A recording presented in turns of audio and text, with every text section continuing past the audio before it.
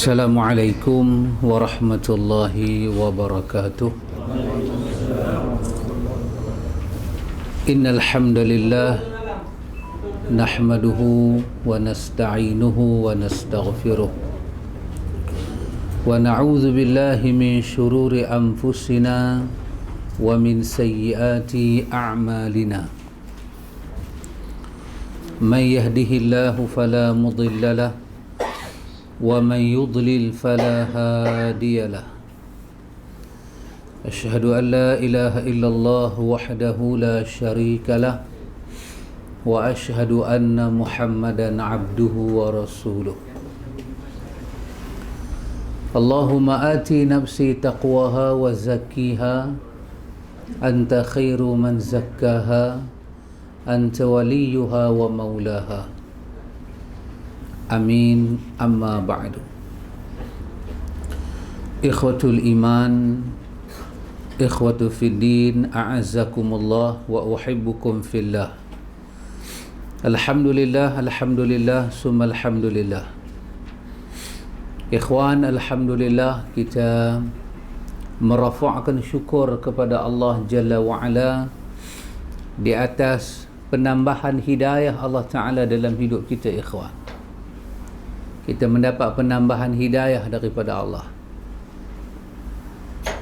Semalam kita buat majlis ilmu, malam ni kita buat majlis ilmu. Sepatutnya yang bertambah itu ialah bertambahnya petunjuk Allah. Man izdada ilman walam yazdad huda min Allah falam yazdad illa bu'da. Siapa yang bertambah ilmunya tidak bertambah hidayahnya, ketahuilah yang bertambahnya sebenarnya bertambah jauh dia dengan Allah. Jadi kerana itu kita syukur kepada Allah, ikhwan. Setiap hari kita mendapat petunjuk daripada Allah, bimbingan daripada Allah. Akhlak kita dibetulkan sehari demi sehari, ikhwan. Kita mendengar hadis-hadis yang pernah kita dengar, dan kita juga mendengar hadis-hadis yang belum pernah kita dengar. Semua ini apa dia, ikhwan? Adalah petunjuk daripada Allah. Ini adalah ilmu. Al-huda huwa alladhi arsala rasulahu bil huda wa dinil haq. Bil huda wa dinil haq, ulama tafsir kata di sini al-huda secara mufrad menunjuk kepada al-ilmu tanpa digandingkan dengan apa-apa. Allah yang mengutuskan rasulnya dengan huda, maka huda di sini adalah ilmu. Allah turunkan ilmu Quran. Allah beri pada dia ilmu al-hikmah, dan Allah utuskan dia dengan agama yang maha benar, ikhwatul iman. Ikhwan, demikianlah hidup seorang mukmin nak membetulkan dirinya bertemu dengan Allah. Abdullah bin Amru radhiyallahu an, dia menyebut suatu riwayat. Imam An-Nasa'i menyatakan riwayat ini adalah sahih. Kata dia, Nabi menyebut kepada kami tentang 3 perkara menyebabkan kami tak masuk syurga. 3 perkara menyebabkan kami tak boleh masuk syurga. Nabi menyatakan, la yadkhulul jannata, tak masuk syurga. Nabi kata sekali-kali tak masuk syurga. Dalam huraian hadis ini, sehinggalah orang itu bertaubat daripada perkara ini, barulah dia boleh masuk syurga. Selagi mana dia amal benda ni, Allah bubuh dia dalam neraka dulu. Syarat untuk masuk syurga, dia kena masuk neraka dulu. La yadkhulul jannah, dia tak akan masuk syurga. Artinya dia tak boleh masuk syurga sebelum dia bersihkan dosa dia. Ada 2 cara bersih dosa. Ima di dunia dengan taubat, ima di hari akhirat dengan Allah letak dia dalam neraka seketika dan Allah keluarkan dia balik. Ini urusan Allah. Bila hamba tu dah mati, kita baca doa semayang mayat, kita minta Allah ampun dosa dia, maka menjadi hak Tuhan lah nak menerima ataupun nak menolak. Kita dah tak ada apa-apa dah, ikhwan. Kita kata Allahumma ghafir lahu warhamhu wa'afihi wa'afu anhu. Ya Allah, ampun dosa dia. Dosa mana? Dosa yang dia buat seumur hidup dia. Ada dosa derhaka mak bapa, ada dosa minum arak, ada dosa menipu pilihan raya, naik tol. Ini semua dosa. Dosa itulah kita katakan Allahumma ghafir lahu, ampun dosa dia ya Allah. Kita pun baca doa dalam keadaan kita ini muqin bil ijabah. Seorang yang yakin doa kita itu diijabah, diterima oleh Allah. Maka Allah Ta'ala terserah pada Allah lah nak menerima, nak menolak. Kalau Allah terima, mayat itu akan diampun dosa dia, dan semayang mayat dan doa satu syafaat untuk dia. Kalau Allah tak terima, menjelang di hari akhirat, Allah azab dia dulu, barulah dia boleh masuk ke dalam syurga. Tapi kita minta ikhwatul iman, kita yang hidup ni, kita tak buatlah benda-benda ni, sebab dia boleh halang kita masuk syurga. Apa kata sahabat Nabi yang bernama Abdullah bin Amru? Kata Abdullah bin Amru, Nabi menyatakan, la yadkhulul jannata mannanun wala aqun wala mudminu khamrin. Kata Abdullah bin Amru, Nabi kata tak masuk syurga mannan. Siapa dia mannan? Orang yang bila dia bagi satu benda ke orang, dia suka ungkit, dia suka sebut, nak bagi orang tu rasa sakit hati, bagi orang tu rasa hina. Dia buat apa-apa baik, dia ungkit. Dia kata, ingat sikit kalau aku tak tolong hari tu, hang susah. Dia ungkit. Dan dia ungkit pun bukan ada satu sebab. Bukan kawan tu tak terima kasih, kawan tu punya terima kasih kat dia. Tapi dia saja nak bagi puas hati dia, dan dia suka bila orang terluka hati. Nabi kata kalau dia Muslim sekalipun buat kerja ni, kalau dia tak tobat, dia mati, dia tak akan masuk syurga. Hinggalah dia singgah ke satu tempat yang bernama neraka. Yang kedua, Nabi kata apa ikhwan? Wala aqun. Siapa dia? Iaitu anak yang menderhakai mak bapa. Anak-anak yang derhaka akan mak bapa. Aqun, derhaka akan mak bapa. Kita semua ada mak bapa, kita tak boleh derhaka. Yang ketiga, Nabi kata siapa dia? Nabi kata wala mudminu khamrin. Dan orang yang menjadi mudmin, dia ni seorang yang ketagih kepada khamrin, kepada arak. Dia ni kita kata jadi peminum tegar. Kalau tak minum, ketak tangan dia. Dia mati pun dalam keadaan macam tu. Maka mereka ni, kalau mereka duduk di dunia, mereka tak bertobat, mereka boleh masuk syurga, tapi kena singgah di satu tempat nama neraka. Imam Al-Hakim mengeluarkan satu hadis yang sangat dahsyat tentang hal ehwal neraka. Hadis itu telah disebut sebagai hadis yang sahih oleh Imam Al-Zahabi. Tentang Imam Al-Hakim menyebut bagaimana ahli neraka bila mereka masuk ke neraka, mereka menangis duduk dalam neraka tu. Nabi sebut kepada sahabat bagaimana tangisan ahli neraka itu. Nabi kata dia menangis sampai hilang suara dia, air mata dia yang keluar. Dalam hadis Al-Hakim, Nabi menyebut sekiranya ada bahtera itu boleh dialirkan atas air mata dia dan bergerak bahtera itu. Na'udzubillah min zalik. Tangisannya sangat mengerikan. Ahli neraka tu punya menangis, meriau dalam neraka, pecah nak tekak dia. Kerana azab. Kerana dia diazab. Air mata ahli neraka itu punya banyak. Kalau ada kapal masa tu, letak kapal atas air mata dia, kapal itu bergerak. Subhanallah. Jadi apabila Anas bin Malik dalam hadis Imam Tirmizi mendengar macam ni, Maka Nabi mengajar kepada Anas bin Malik, Allahumma ajirni minan nar. Bacalah, Allahumma ajirni minan nar. Ya Allah, jauhkanlah aku daripada azab api neraka. Nabi kata, siapa yang baca Allahumma ajirni minan nar, neraka jawab, Allahumma ajirhu minni.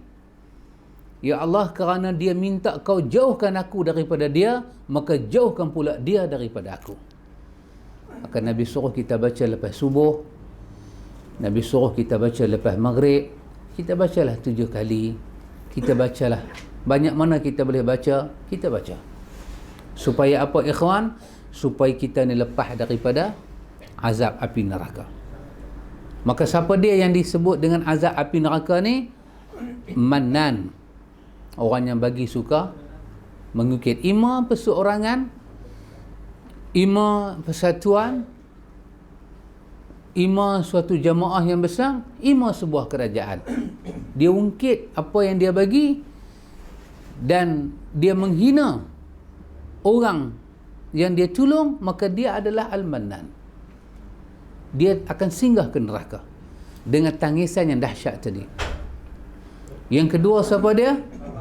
Aqun, orang yang derhaka mak bapak. Aqun walidain, derhaka akan mak bapak. Yang ketiga, siapa dia, ikhwan? Yang ketiga, Nabi menyebut mudminu khamrin. Mudmin khamrin, orang yang menjadi ketagih tegar kepada arak ini. Kerana itu, ikhwatul iman, kita kena hati-hati dalam beberapa perkara. Kita kena hati-hati, ikhwan. Kita kena jaga mulut kita, jangan ukit, jangan sakit orang. Dan kita juga kena jaga kita tidak mengadu domba. La yadkhulul jannata, tak akan masuk ke dalam syurga namam. La yadkhulul jannata namamun. Namam, orang yang dia datang kepada satu kawan, dia cerita buruk satu orang. Dia datang kepada satu kawan, dia cerita buruk kawannya sebaliknya, sampai mereka berkelahi. Nabi kata orang ni juga tak boleh masuk syurga. Dia datang kepada satu kaum dengan satu wajah, dia datang kepada satu kaum pula dengan wajah yang lain. Dia pun ni tak masuk syurga, takkan masuk syurga sampai dia tinggal tabiat tu dan dia bertaubat kepada Allah. Ikhwan, satu daripada benda kita hati-hati, mungkin kita jauh daripada benda itu. Kita jauh daripada minum arak, kita jauh daripada kita ini mengungkit-ungkit. Kita juga minta jauh daripada derhaka akan mak bapak. Allah Subhanahu wa taala sebut dalam Al-Quran, wa bil walidaini ihsana. Antum tengok dalam ayat ni, Allah kata buat baik pada mak bapak dengan ihsan. Dalam hadis Bukhari Muslim tentang Jibril mengajak Nabi, apa itu iman, apa itu Islam, apa itu ihsan. Apa itu ihsan? Kita beribadat kepada Allah seolah-olah kita nampak Allah. Antum bayang kalau kita nampak Allah, jadi lagu mana? Pecah jantung kita. Tak bergerak kita ni, luluh kita ni, berdebak-debak jantung kita. Nabi menceritakan tentang hari akhirat. Satu orang mukmin yang jahat dihisap oleh Allah. Allah panggil dia. Ketika Allah panggil dia, Allah sangat menguasai atas dia. Ketika dia mendengar Allah panggil dia, Tuhan tak dan tanya apa lagi kat dia. Terus dia kata, ya benar, aku buat itu, aku buat ini, aku buat itu, aku buat ini. Itu dia mendengar Tuhan panggil dia. La turjuman, tak ada pun terjemah bahasa. Tuhan panggil dia. Terus dia mengaku. Dia kata, ya Allah, aku buat tu, aku buat tu, aku buat tu, aku buat tu. Takut dia. Maka Nabi kata, ihsan tu apa dia? Kau beribadat pada Allah macam kau nampak Allah. Kalau kau tak nampak Allah, kau kena tahu Allah sentiasa nampak engkau. Maka perasaan takut kepada Allah, perasaan bila kita duduk depan Tuhan, kita nak buat paling elok, perasaan tu tak boleh buat. Maka ihsan itu Allah guna dalam ayat ini. wa bil walidaini ihsana. Bila kita buat baik dengan mak bapak, kita kena ada perasaan macam mana dia tua, kita akan tua macam tu. Perasaan tu kena ada. Kita bagi dia makan, kita bagi dia minum, kita bagi dia duit. Bulan-bulan kita bagi dia duit. Tapi kita tak ada perasaan. Satu hari gamaknya aku nak tua lagu ni lah. Gamaknya satu hari aku nak panggil anak aku macam dia panggil aku lah. Gamaknya satu hari aku tua aku nak sunyi lagu dia ni lah. Kalau kita boleh bela orang tua, kita tak ada perasaan tu, kita belum sampai kepada ihsan. Kita belum sampai pada ihsan. Dan ihsan diletak di dalam rukun dalam kita beribadat kepada Allah. Wa bil walidaini ihsana. Dengan mak ayah kamu kena buat ihsan. Kena buat ihsan. Kita bagi duit RM30 dekat dia, tapi kita tak ingat gamaknya esok aku tua, anak aku bagi RM30, macam mana aku rasa besar. Lagu tu kan mak aku rasa besar lah ni. Kita tak boleh rasa lagu tu. Bermakna kita tak ada ihsan. Kita tak sampai lagi pada ayat tu. Ibadat pada Allah kena ada ihsan, buat baik pada mak bapak kena ada ihsan. Kena ada ihsan. Maka Allah Subhanahu wa taala katakan apa dia? Fala taqul lahuma uffin. Kerana ihsan itu kamu jangan kata pada mak ayah kamu Bila dia kata bermakna dia tak ada ihsan. Kita letih, kita buat kerja sampai kita apalah mak ni, apalah ayah ni, sampai tak letak pungkak langsung.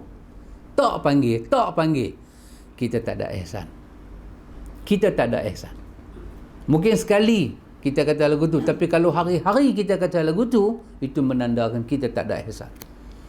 Fala taqul lahuma uffin wala tanharhuma. Jangan mengherdik, jangan menginjak kaki, jangan jegir kepada mak ayah kita, jangan balas cakap dia, jangan kata bahasa-bahasa macam kita bertengkar dengan kawan-kawan. Jangan. Mak tak reti lah. Kita mungkin tak tuduh mak kita, tapi kita dalam duk belajar sunnah ni kita kena jaga. Inilah mak tak mau mengaji sunnah, jadi punah jahanam habis lagu ni. Pa punya torut. Kata kat mak dia macam tu. Tak boleh. Fala wala tanharhuma. Jangan herdik kepada keduanya. Habis kena buat apa? Wa qul lahuma qawlan karima. Kau kena pakai bahasa yang paling mulia kepada keduanya. Bahasa paling mulia. Tu orang Melayu ni, orang Pulau Pinang, Pak Amir dia ada bahasa cik. Mak, cik pergi dulu nah. Ya. Kata mak, saya pergi dulu. Nampak budak tu korang asam. Cik. Cik ni kira bahasa yang tak ada lebih daripada bahasa cik. Tapi bila mak kita mati, bahasa cik ni hilang. Ada kita sembang orang cik? Tak ada. Kan? Dia saya duk cakap ni, saya kata ni cik nak mula kuliah. Orang nanti gelak. Besar gajuh lagu tu cik lagi orang kata. Tapi dengan mak bapak kita cik. Bila mak ayah kita mati, tak ada dah bahasa ni. Tak ada dah. Maka katalah kepadanya qaulan karima, bahasa yang paling mulia. Bahasa apa yang kita ada dalam kamus diri kita mulia, guna pada dia. Guna pada dia. Bahasa mulia, bahasa peradaban. Bukan bahasa mendewakan dia. Panggil dia sang maharaja, sang dewata. Yang tu dah kepala otak. Bahasa mulia, bahasa peradaban. Kita panggil dia dengan nama dia, dengan nama yang mulia. Nama dia Salmah, kita panggil Sal. Mesat. Kita panggil dia Sal. Ingat panggil bini dia panggil mak dia Sal. Tak boleh. Itu bahasa yang tidak mulia. Bahasa yang mulia sebagai seorang anak. Apa Quran kata kepada kita, ikhwan? Quran kata kepada kita, wakhfid lahuma janaha dhulli minar rahmah. Ini paling dahsyat. Besar mana dah gaji kita, besar mana pendapatan kita, kereta kita besar mana, Quran kata kamu kena merendahkan sayap kamu di hadapan keduanya. Kita bos. Di sini orang panggil kat saya ustaz. Kalau saya balik rumah, mak saya panggil Halim Aizat, saya sengak. Hang pekak ke? Bukan orang pekak, orang ustaz panggil Halim pula. Yang tu bermakna kita tidak merendahkan sayap diri kita. Janah ni sayap, tapi bukan kita ada sayap. Ego kita, perasaan kita rendahkan. Macam burung bila dia buka sayap, dia turun ke bawah. Wakhfid janahadh-dhulli minar rahmah. Kau kena rendahkan sayap apa yang kau ada. Kita dah terbang tinggi dah, kita lah ni profesor dah, gaji kita puluh ribu dah, rumah kita batu. Maka bila sebut kata kita ni ada mak, kita ada bapa, Allah Ta'ala kata wakhfid lahuma janahadh-dhulli minar rahmah. Bukan kata depan aku hang hamba yang kosong, depan mak hang, depan bapa hang, hang kena turun serendah-rendahnya. Hang kena turun serendah-rendahnya. Saya ingat lagi Pak Long cerita kat saya. Pak Long tak ada lagi. Dr. Ismail Lutfi. Ya? Dr. Ismail Lutfi. Orang makan nasi dengan Dr. Ismail Lutfi. Dia ambil lauk, dia buh dalam pinggan mak bapak dia. Dia cedok nasi, dia buh dalam pinggan pak dia. Wahai dia tu Profesor Dr. Ismail Lutfi. Kan? Patut dia makan sengak pun orang tak kata apa. Tapi dia tengok bapak dia duduk makan, dia ambil, dia cedok. Ya, merendahkan sayap. Merendahkan sayap kita. Dalam satu majlis itu pak kita ada, kita kena rendah sayap. Kita seolah-olah sedang khidmat kepada dia. Kita ada macam-macam pengaruh besar-besar. Rendahkan sayap kita depan dia. Quran kata paling dahsyat, Quran kata wa qur rabbirhamhuma kama rabbayani saghira. Inilah benda yang paling dahsyat kalau kita boleh buat. Apa dia? Mendoakan.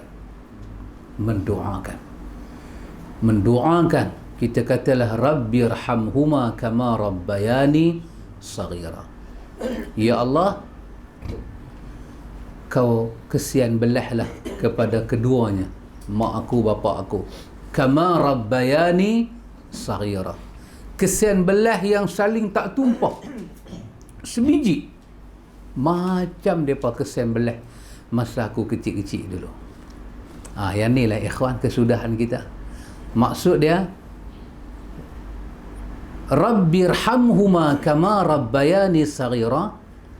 Mukhalafah ayah dia, seorang anak tak akan boleh buat baik pada mak bapak macam mak bapak buat baik pada dia. Hanya satu dia boleh kata rabbirhamhuma kama rabbayani saghira. Hanya Allah saja boleh buat baik. Ya Allah, hang buat baiklah pada mak bapak aku, hang kesianlah dia. Kita tak tahu macam mana mak ayah kita kesian kita. Kita tak tahu. Allah tahu. Kita tak tahu macam mana dia tengok kita, dia sayang. Cuma kita tahu dia sayang, tapi macam mana tak tahu. Dalam doa kita kata kama rabbayani saghira. Aku tak tahu ya Allah, tapi tolong balas balik seperti mana dia sayang aku. Dan aku tak tahu macam mana dia sayang aku. Adakah macam kita sayang anak kita? Tak. Yang tu kita sayang anak kita. Mak kita sayang kita bukan macam kita sayang anak kita. Tak. Kita sayang anak kita ada cara kita. Mak kita sayang kita ada cara dia. Mak ayah kepada mak ayah kita, sayang mak kita macam dia sayang. Kama rabbayani saghira. Kerana tu ikhwatul iman, Allah Subhanahu wa ta'ala bagi ingat kepada kita ikhwan, supaya kita sentiasa buat baik. Kita tak minum arak, kita tak namam, kita tak mengadu domba, kita tak mengungkit-ungkit, tapi kita juga tak mau derhaka pada mak bapak. Nabi SAW sebut dalam hadis Anas bin Malik, riwayat Bukhari dan Muslim, Nabi kata man ahabba an yabsuta lahu fi rizqihi wa yunsa'a lahu fi atharihi falyasil rahimahu. Nabi kata barang siapa suka kalau Allah Ta'ala luahkan rezeki dia. Suka tak Nabi kata? Siapa suka, Allah Ta'ala luahkan rezeki dia. Allah Ta'ala bagi tambah umur dia. Siapa yang tak suka benda ni, Nabi tanya. Maka kalau nak Allah Ta'ala luahkan rezeki kita, Allah dalamkan rezeki kita, Allah banyakkan rezeki kita, Nabi kata fal yasil rahimah. Maka Nabi kata jangan putus hubungan rahim. Hubungan rahim. Hubungan rahim pasal itu dipanggil silatul rahim. Apa dia? Satu hubungan yang diikat dengan rahim. Kita pada rahim mak kita ada abang kita, ada kak kita, ada adik kita, ni nama silatul rahim. Ni bukan biasa-biasa punya hubungan, silatul rahim. Kalau kita buat tak elok kat abang kita, yang luka hati mak kita. Kalau dia hidup, kita berkelahi dengan kak kita, yang susah hati bukan kak kita, mak kita, ayah kita. Kak kita berkelahi dengan kita berkelahi dengan kak kita. Wartawan mai tanya kita, apa perasaan awak berkelahi dengan kakak awak? Oh, saya suka, mampu hebat dengan lori dia lagi bagus. Kita suka. Tapi yang sedih tak boleh tidur malam siapa? Mak ayah kita. Pasal apa? Ini nama dia silatul rahim. Hubungan daripada rahim. Bukan hubungan qarabah biasa. Bukan hubungan jar dengan jar, jiran dengan jiran. Tapi hubungan rahim. Satu rahim. Rahim mak kita. Maka siapa yang putus silaturahim, Allah Ta'ala akan putuskan rezeki dia. Allah Ta'ala akan putuskan keberkahan-keberkahan dalam hidup dia. Allah Ta'ala putuskan. Pasal apa? Yang akan menangis dalam putus silaturahim ni siapa dia? Mak bapak kita. Karena itu ikhwatul iman, apa yang Allah Ta'ala beri kepada kita, kita jaga ikhwan. Semoga kita mendapat kurnia yang lebih baik daripada Allah Ta'ala. Ikhwan, rasanya kita sampai muka surat 45. Betul Pak Cik Bari? 45. Kita masuk kedua, iaitu sikap terhadap para imam panutan. Panutan ni maksudnya imam yang diikuti. Kita ikut imam-imam yang terkenal dengan kita ni, 4 mazhab lah yang terkenal. Dan sesungguhnya a'immah ni banyak, para imam di kalangan ahlu sunnah, semuanya imam kita. Imam kita tahu nama, imam kita tak tahu nama. Kalau orang kata Ibnul Arabi, kita tak bisa dengar. Dia imam sunnah, dia imam kita. Orang kata Al-Auza'i, tak pernah dengar. Kita tanya dia daripada mana? Orang kata dia daripada ahlu sunnah, dia imam kita. Orang kata Zamakhsyari, kita kata dia imam mana? Dia kata dia daripada imam ahlu sunnah, kita kata dia imam kita. Maka seluruh imam ahlu sunnah adalah imam kita. Dan seluruh mazhab di bawah akidah ahlu sunnah, mazhab kita. Pasal itu orang tanya, apa mazhab awak? Mazhab saya mazhab ahlu sunnah wal jamaah, merangkumi semua. Di situ ada 4 imam, dan di situ ada imam-imam yang kita tak tahu nama. Kalau kita kata mazhab kita Syafi'i, banyak kita kena kai, banyak yang kena jentik. Abu Hanifah bukan, tidak, jangan main. Agama tidak start di zaman Syafi'i. Agama start daripada zaman Rasulullah. Jadi bagaimana kita nak buang orang-orang yang telah mempertahankan agama ini? Bagaimana sanggup kita nak kata hanya satu imam sahaja benar dalam dunia ni, hak lain tak benar? Ini satu perkataan yang tidak ada asas dan benar-benar daripada hawa nafsu. Kita kata yang hebat hanya Imam Syafi'i. Subhanallah, ilmu Imam Syafi'i juga daripada imam lain. Imam Syafi'i kena berguru. Bukan kata wek terus hafal Quran. Tidak. Dia kena belajar hadis. Ilmu dia ilmu imam dulu. Guru dia punya ilmu adalah ilmu guru dia punya guru. Maka seorang tidak boleh menyatakan Imam Malik lah imam yang besar. Tidak. Seluruh imam ahlu sunnah adalah imam kita. Dan kita bermazhab dengan mazhab ahlu sunnah wal jamaah. Baik, bagaimana sikap imam-imam ini di dalam fiqh, ilmu fiqh ni, macam mana sikap mereka ikhwan? Ketahuilah, sikap kita terhadap para imam, baik imam empat maupun selainnya, adalah sikap sebagaimana ditunjukkan oleh kaum muslimin. Sikap kita kepada mereka, baik mereka yang empat ini ataupun yang lain, adalah sikap seperti orang-orang Islam yang sebelum daripada kita, ikhwah. Sebelum daripada kita telah ada umat Islam lain. Begitulah sikap kita terhadap imam, macam sikap orang salaf terhadap imam. Macam mana?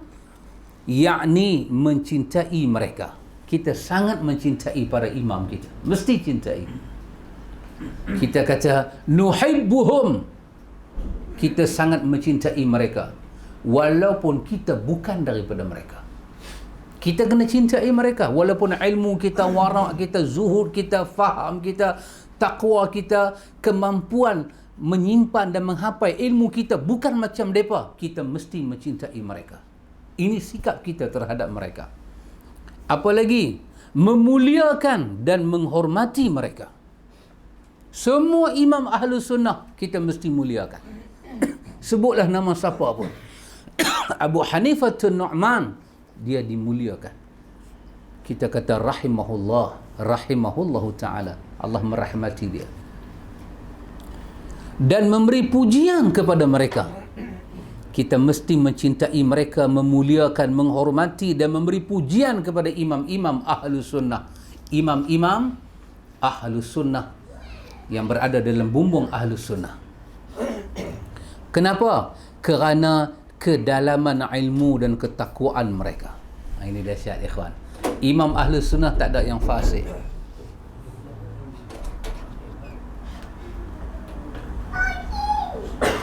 Tak apa, budak-budak. Budak-budak bukan FRU, budak-budak. Dia nak masuk.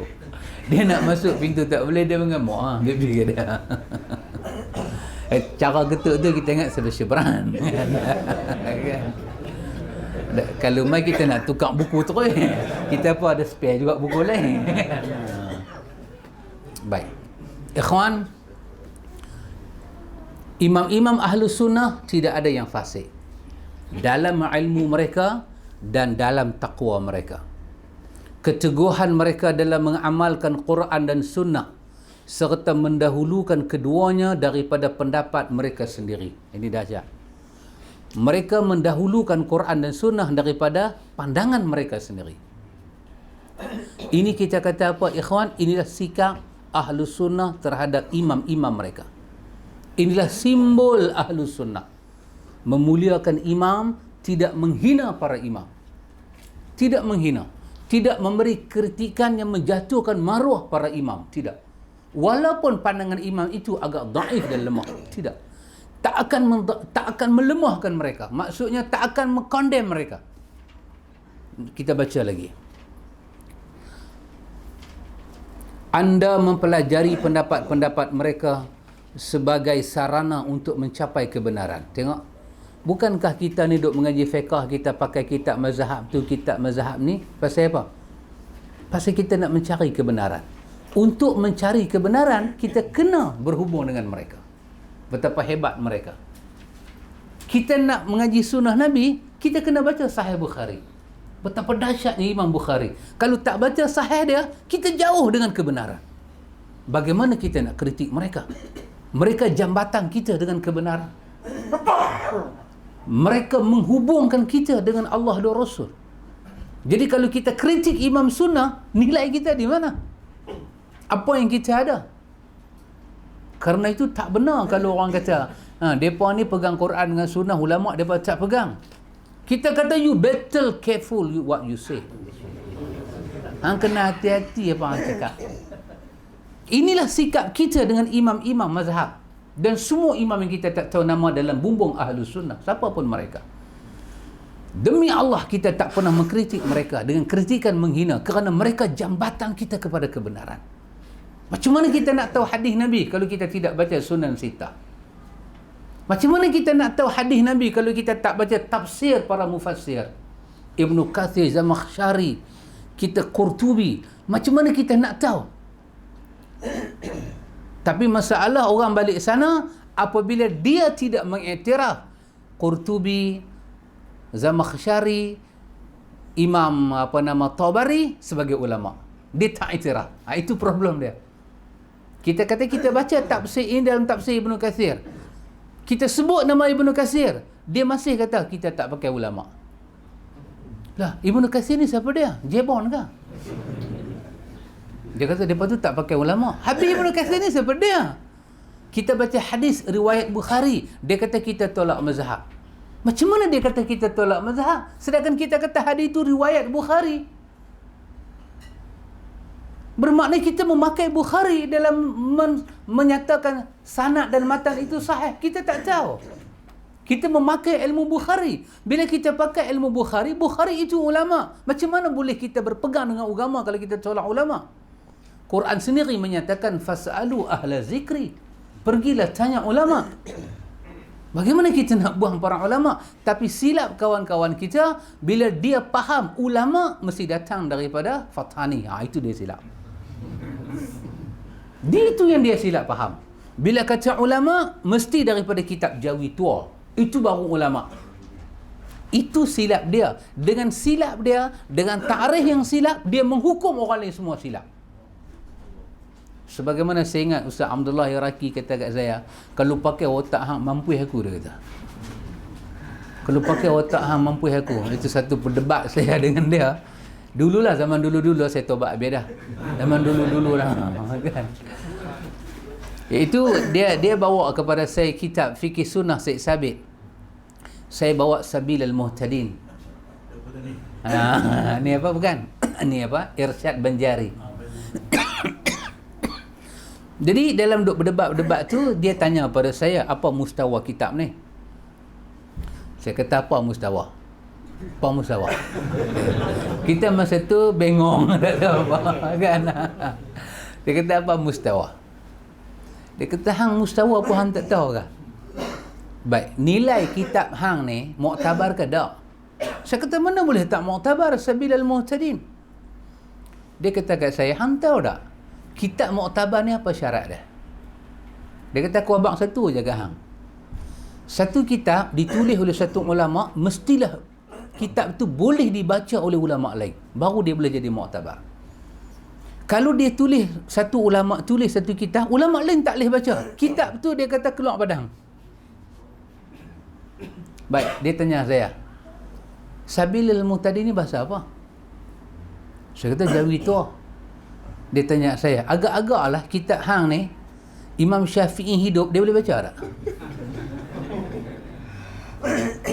Tapi kitab Syafi'i, orang lah boleh baca tak? Orang lah belajar bahasa Arab, boleh baca. Kalau Syafi'i hidup dengan bahasa Arab dia tu, dia baca Jawi boleh tak? Maka automatically kitab ni tak boleh jadi hujah. Pasal dia kitab Jawi, saya pula kata kat dia, saya kata ni penyakit, dia pergi mengaji luar negeri balik penyakit lagu ni. Ni satu penyakit, saya kata. Saya kata syarat nak jadi ulama mesti boleh baca Jawi. Kalau tak boleh baca Jawi, tak boleh jadi ulama punya. Dia kata kalau Imam Syafi'i dengar hang cakap lagu ni, dia tak buka mazhab, dia takut kat hang. Mana Syafi'i boleh baca Jawi, dia kata. Kawan tu orang Arab no, nak boleh baca Jawi mana? Tengok. Bila pergi Baghdad, tengok ilmu, baru kita tahu. Bila kita buat satu syarat yang salah, dan kita minta orang menerima definisi yang salah, masa tu kita salahkan orang. Orang sebut Ibnu Katsir, kita duk kata dia tolak ulama lagi. Orang sebut Imam Muslim, kita kata dia tolak ulama lagi. Habis nama-nama ni siapa dia ni? Siapa dia nama-nama ni? Dia panggil siapa dia? Jual kacang rebus tepi jalan ke? Imam Muslim, Imam Bukhari. Kita sebut nama Buwaiti, Muhammad Hasan Syaibani. Bukan kecil punya gelang depa ni. Kita kata dah. Pasal dalam kitab mereka tidak ada syahdan. Bermula ini fasal pada menyatakan hukum istinja. Kita kata pasal dalam kitab mereka tak ada macam tu, mereka bukan ulama. Artinya dengan pandangan yang salah ini, kita ajak orang dan kita sedang duk menempih kebenaran ilmu. Kerana itu ikhwan, dia sedang bagi tahu pada kita prinsip kita dengan imam sunnah ni macam mana. Bagaimana kita dengan mereka. Sebab bisa jadi, kata dia, sikap yang benar, adapun masalah-masalah yang tidak ada nas, sikap yang benar ialah memperhatikan hasil ijtihad mereka lakukan. Sebab bisa jadi mengikuti ijtihad mereka lebih dekat kepada kebenaran daripada mengikuti hasil ijtihad kita sendiri. Antara ilmu mereka dengan ilmu kita, ilmu mereka besar. Kita ijtihad, mereka ijtihad. Kemungkinan, dia tak kata total, kemungkinan ijtihad mereka lebih benar daripada ijtihad kita. Ya, itulah mereka. Kerana mereka lebih hampir kepada kurun mufaddalah. Kurun yang Nabi sebut selamat. Mereka lebih hampir. Mereka lebih tahu. Kita berijtihad dengan benda-benda baru, moden hari ini. Tapi dalam beberapa hukum yang tertentu, mungkin mengikut ijtihad mereka jauh lebih di atas kebenaran daripada ijtihad kita. Inilah mereka yang dengan kebenaran itu mereka hidup. Kerana mereka lebih berilmu dan lebih takwa daripada kita. Tetapi kita harus melihat dan bersikap hati-hati dalam memilih pendapat yang paling besar kemungkinan untuk meraih keredaan Allah. Lebih aman dan lebih jauh daripada syubhat. Walaupun demikian, kita mesti berhati-hati dalam benda tak ada nas. Benda Quran sebut, hadis sebut dengan jelas, itu alhamdulillah. Tapi benda tak jelas, walaupun mengikut mereka lebih selamat, tapi kita dibenarkan berijtihad. Kenapa? Kerana kita lebih nak meraih redha Allah daripada mengikut mana-mana manusia. Dan Allah dan Rasul membenarkan kita berijtihad masa ke semasa. Masa ke semasa. Tak benar kalau orang kata pintu ijtihad telah tertutup. Tak benar. Boleh berijtihad kalau memiliki ilmu. Tapi nak sama ilmu orang hari ini dengan mereka, tak boleh samalah. Kita kata syarat nak jadi mujtahid zaman hari ini, mesti ilmu setara dengan Imam Syafi'i. Come on baby. Mana boleh? Habis yang pergi buat PhD, dia ni ada Profesor Madya, dia tu tak mujtahid lagi ke? Untuk zaman lah, antara Pak Senawi dengan Profesor Hadis, siapa mujtahid? Tak tahu Pak Senawi kata, tu bukan ilmu tarak. Alah, Pak Senawi kata lagu tu. Pak Senawi tunjuk dekat Doktor Hadis ni, Pak Senawi kata, tu bukan tahu apa tu. Dia Pak Senawi. Dia kata dia tu tak tahu apa. Oh, penat lah. Lagu ni kalau ada penat kita. Maka siapa yang ada doktor, ada profesor zaman hari ini, dialah mujtahid hari ini. Ditambah dengan warak dia. Kerana Quran menyebut, bukan saja fas'alu ahla zikri, Quran juga menyebut innama yakhsyallaha min ibadihil ulama. Yang berilmu itu juga ada takwa. Dua orang yang belajar satu tempat, ikhwan, mungkin kesan dia ajak orang tak sama. Walaupun mereka mengaji satu guru, bila mereka ni satu guru keluar mengajar orang, kesan tak sama pada orang. Pasal apa kesan berbeza? Pelajaran, pengajaran ada kena mengena dengan takwa hidup dia. Makin dia bertakwa, Allah beri pada dia hikmah yang tidak dapat dengan belajar, tapi anugerah daripada Allah. Kita kata, awaklah hamba Allah ni cakap masuk dalam hati aku. Hamba Allah ni cakap tak masuk sangat. Dia ada kena mengena dengan takwa. Maka Allah angkat hamba Allah tu dengan takwa. Makin ulama tu bertakwa, kita nampak makin dia selesai banyak masalah. Makin dia lok-lak ni, kita tengok tak selesai apa. Boleh duduk makan cendai dengan dia lagu tu. Ini kata ikhwan, kita nak meraih redha Allah Ta'ala. Walaupun imam sunnah kita sayang, kita cinta, kita hormat, kita mulia, kita tak hina mereka. Tapi kena ingat, kita bukan mencari redha mereka. Kita nak cari redha Allah kepada kita. Antum tengok jalan ahlu sunnah ni. Tak ada hina siapa-siapa. Jalan dia jelas.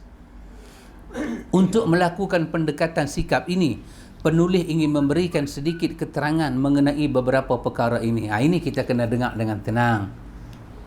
Pasal apa? Dia nak cerita satu dua perkara. Bukan dia nak kritik imam-imam kita, tapi dia cuba nak bagi tahu sebagai manusia dia tak masuk. Sebagai manusia tak masuk. Maksum ni cuma ada dua tempat saja, dalam Syiah, dalam Sufi. Ada maksum.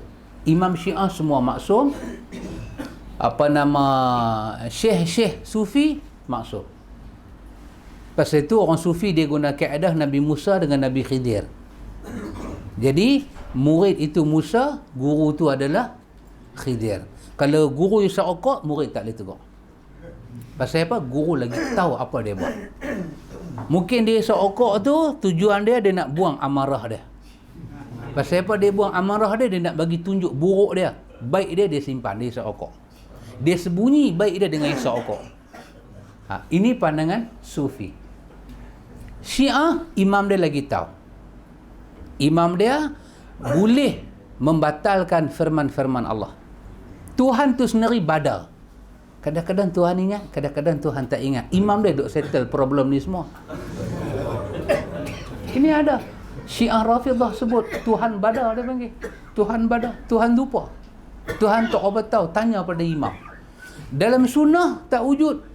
Kita sayang dengan empat-empat mazhab. Demi Allah kita sayang. Tetapi kena tahu, mereka adalah umat Muhammad. Mereka bukan rasul yang Allah lantikkan di kalangan umat ini.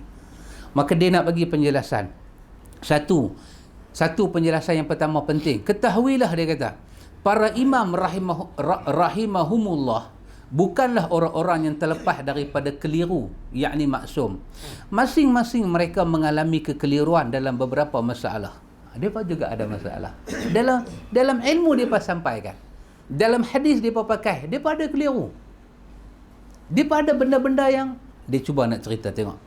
Menurut para ulama, yang kekeliruan mereka itu menyelisihi sunnah. Ada sampai peringkat macam tu.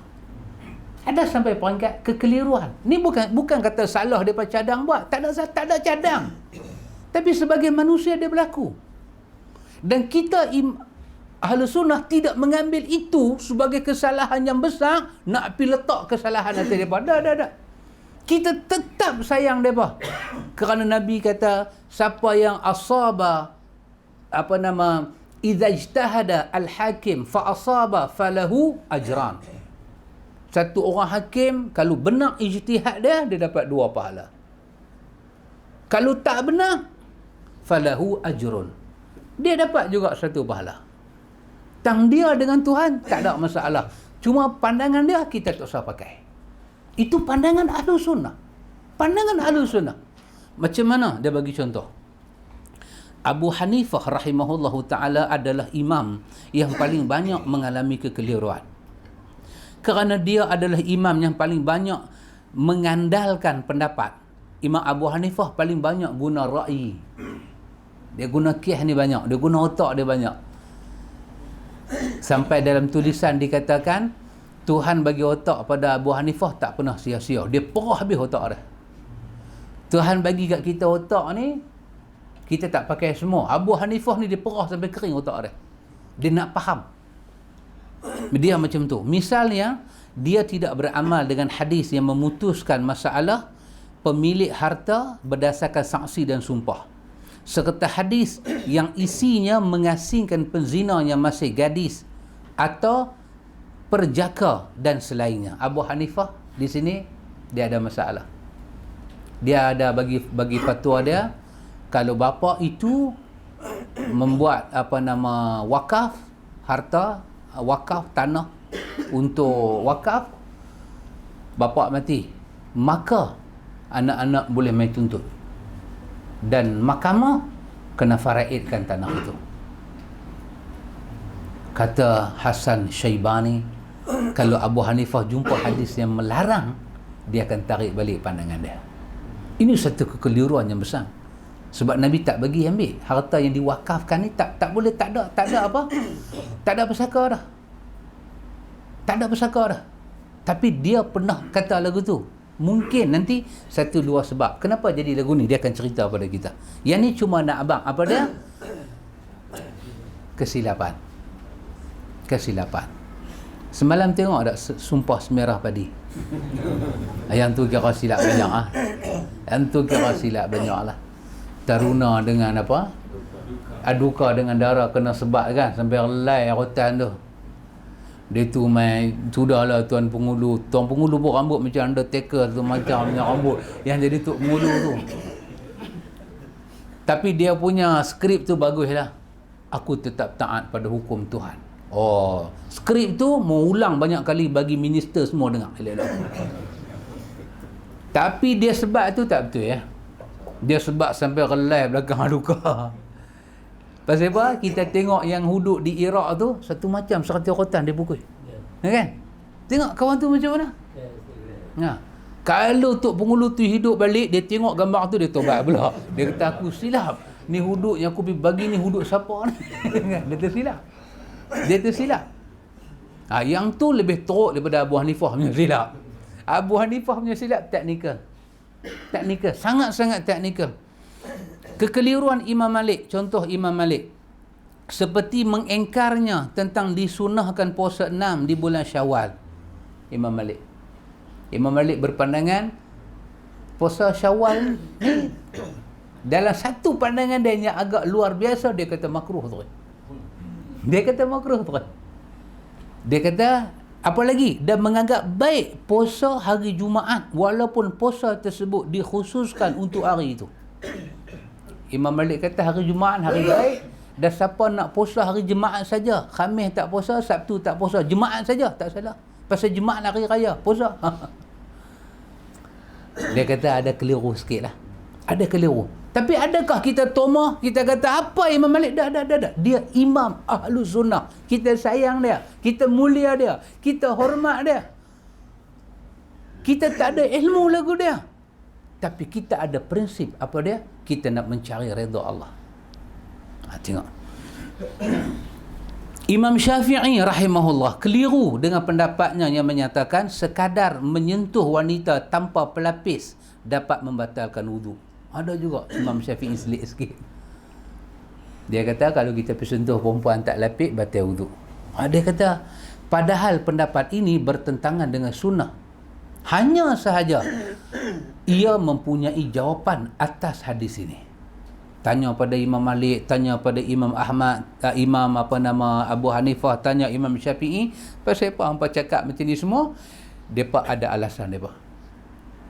Depa ada alasan depa. Pasal apa kami cakap lagu tu? Tetapi bila kita ambil alasan depa tu pula, kita buat lagi satu analisa, kita dapati alasan depa tak kuat. Alasan depa tak kuat. Pasal apa jadi lagu tu ikhwan? Nanti kita akan cerita di bawah ni. Imam Ahmad keliru dengan pendapatnya yang menyatakan untuk berhati-hati boleh puasa pada hari yang diragukan menjelang Ramadan. Padahal ada nas yang melarang berpuasa pada hari yang diragukan tersebut, dan kekeliruan yang lain lagi. Ujung bulan Syaban boleh puasa. Kan hadis kata lebih baik tak puasa bagi orang yang memang tak puasa. Tapi kalau kawan tu memang duk rajin Senin Khamis puasa, kena hari tu hari Khamis dia nak puasa, Nabi kata biar api Tapi yang ni saja-saja gatal pungguk Nabi puasa hari tu, tak pernah puasa pun hari Khamis. Allah dia kata sajalah dah Syaban nak pi puasa api, kena hari Syak. Imam Malik kata tak salah. Lah, sedangkan hadis kata salah. Dia kata ini kekeliruan. Imam Ahmad kata tak apa. Kekeliruan lagu ni kadang-kadang dia wujud di atas nama kata manusia. Bagaimana ahli sunnah menilai imam mereka dengan kedudukan yang mulia macam tu. Bukankah bukanlah maksud kita di sini mencerca para imam. Dah, dia kata. Ni cerita satu dua contoh ni bukan cerca kan. Takut kawan-kawan hak Selena Hijau ni dengar. Dia kata tengok. Dia start dah duk kata. Tengok dia kata perangai wudu. Bukan perangai wudu. Dia abang saya. Bukan nak kata, dia kata mereka adalah orang yang telah mencurah segala potensinya untuk mempelajari apa yang datang daripada Allah melalui lisan Rasulnya. Kemudian mereka berijtihad menurut kemampuan yang mereka miliki. Jika mereka benar, maka mereka mendapat pahala ijtihad yang dilakukan dan hasil ijtihad mereka yang benar. Jadi mereka mendapat 2 pahala. Sebaliknya jika mereka keliru, maka mereka mendapat pahala atas ijtihad yang dilakukan dan kesalahan mereka dimaafkan. Cantik. Kesalahan mereka dimaafkan. Pasal hadis Bukhari Muslim daripada Amr bin Al-As, Nabi sebut tadi, idza ijtahada al-hakim fa asaba falahu ajran. Kalau satu hakim ijtihad betul, dia dapat 2 pahala. Wa idza ijtahada fa akhta'a falahu ajrun. Dia ijtihad salah, tapi dia tetap dapat pahala. Dia dapat 1 pahala. Maka dia di sisi Tuhan ada pahala. Kesalahan dia itu dimaafkan. Cuma kita dah tahu kesalahan dia, kelemahan pandangan dia, yang kita pergi turut tu pasal apa? Kenapa kita nak mempertahankan yang lemah tu? Yang sahih duk dah. Maka di sini ada satu pelajaran. Apa dia? Pandangan orang menyatakan imam-imam tak boleh kritik. Oh, jangan main-main ikhwan. Kita baca dalam kitab-kitab, ulama kita tulis, masalahnya satu orang bernama Ma'ruf Karhi Al-Hanafi. Saya pergi semayang di masjid dia, Masjid Ma'ruf Karhi Al-Hanafi, tengah-tengah kota Baghdad. Masjid dia tu, bumbung masjid dia tu, kelopak mata pakcik. Kelopak mata kita ni, bumbung masjid. Antum boleh bayang? Bumbung kan? Atas sama, kita naik atas bumbung, bentuk bumbung tu kelopak mata. Ada ayat pancut bagi tahu, kata bila matinya Ma'ruf Karhi, satu Baghdad menangis. Nangis. Dia punya masjid underground, bawah tu boleh masuk lagi. Dalam masjid dia tu saya turun, saya ingat dalam kat 12 kaki masuk dalam tanah. Ada tempat ibadat bawah tanah, dan ada satu terowong dikatakan daripada Baghdad terus ke Mekah. Terus ke Mekah. Memang terowong tu kita tengok pun memanglah. Tengok pun ngeri. Maka Saddam Hussein, dia kambuh, dia bubuh. Dia bagi kita tengok separuh, dia kambuh. Katanya di bawah tu, dalam lebih kurang 12 kaki tu, persidangan wali-wali dibuat. Ma'ruf Karhi, Syekh Abdul Qadir Jalil. Dia ada dalam tanah tu pula, dia ada bilik-bilik dia. Kira duduk menghadap arah kiblat, boleh duduk uzlah, zikir semua. Lebih kurang saya kira dalam 12 bilik. Orang hebat. Orang hebat lah. Masa tu dia ni hebat lah. Nama dia Syekh Ma'ruf Karhi Al-Hanafi. Dia ada kata. Apa dia kata? Dia kata, kullu ayah au hadis yukhalifu ma alaihi ashabuna fahuwa ma'ul au mansukh. Dia kata semua ayat Quran, semua hadis yang tak sama dengan mazhab kita, kita kena kaji semula ataupun kita mansuh. Mazhab kita paling benar, hadis dan Quran itu dianggap tak benar. Itu dia. Itu dia, sampai cakap macam tu. Kita kata taklah sampai macam tu. Kalau dah sampai lagu tu, bermakna imam ni sudah jadi maksum. Kita tak terima. Depa orang yang hebat, ilmu depa hebat, kita sayang depa, kita kasih depa, tapi kita disuruh beribadat kepada Allah. Depa kita pakai untuk bawa kita bertemu Allah. Pada hari hujah depa lemah, kita cari hujah yang kuat. Tinggal mereka tak salah. Tak salah ikhwan. Pasal dulu kita duk mengaji, kita di Malaysia ni dah mazhab Syafi'i ikut daripada mula sampai habis. Dah, bukan lagu tu. Syafi'i diheret tangan kita nak bawa pada Quran dan Sunnah. Mai satu masa dia kata aku takat ni lah. Takat ni. Kan kita sekolah kan. Umur 5 tahun, 6 tahun. Tadika. Cikgu tadika kata takat ni. Takat ni. Masuk dia satu, cikgu sekolah rendah. Kita kata tak mau. Saya daripada tadika rendah pun mau cikgu tadika juga. Buat cakap lagu tu. Cikgu tadika, dia mampu takat tu. Takat tu lah. Bila main sekolah rendah, 1 sampai 6, cikgu sekolah rendah. Kita pun dah mesra dengan cikgu sekolah rendah. Main tingkatan 1, cikgu tingkatan 1. Kita kata tak mau. Tingkatan 2 ke, tingkatan 3, saya mau cikgu darjah 6 juga. Jangan buat lagu tu. Jangan buat lagu tu. Dia ada dia punya step. Cikgu darjah 6, takat tu lah. Dia boleh ajar kita takat tu. Saya tak mau ni muka baru ni, tengok cikgu terkata satu muka sepek subuh pun tak bangkit apa cikgu ni. Tak mau saya mau cikgu darjah 6 juga. Tak boleh. Tingkatan 1 dah habis, tingkatan 1 SPM semua masuk universiti. Kita tengok muka bersyarah, kita nak panggil balik cikgu tadika tu mai mengajar di universiti. Tak boleh. Tak boleh.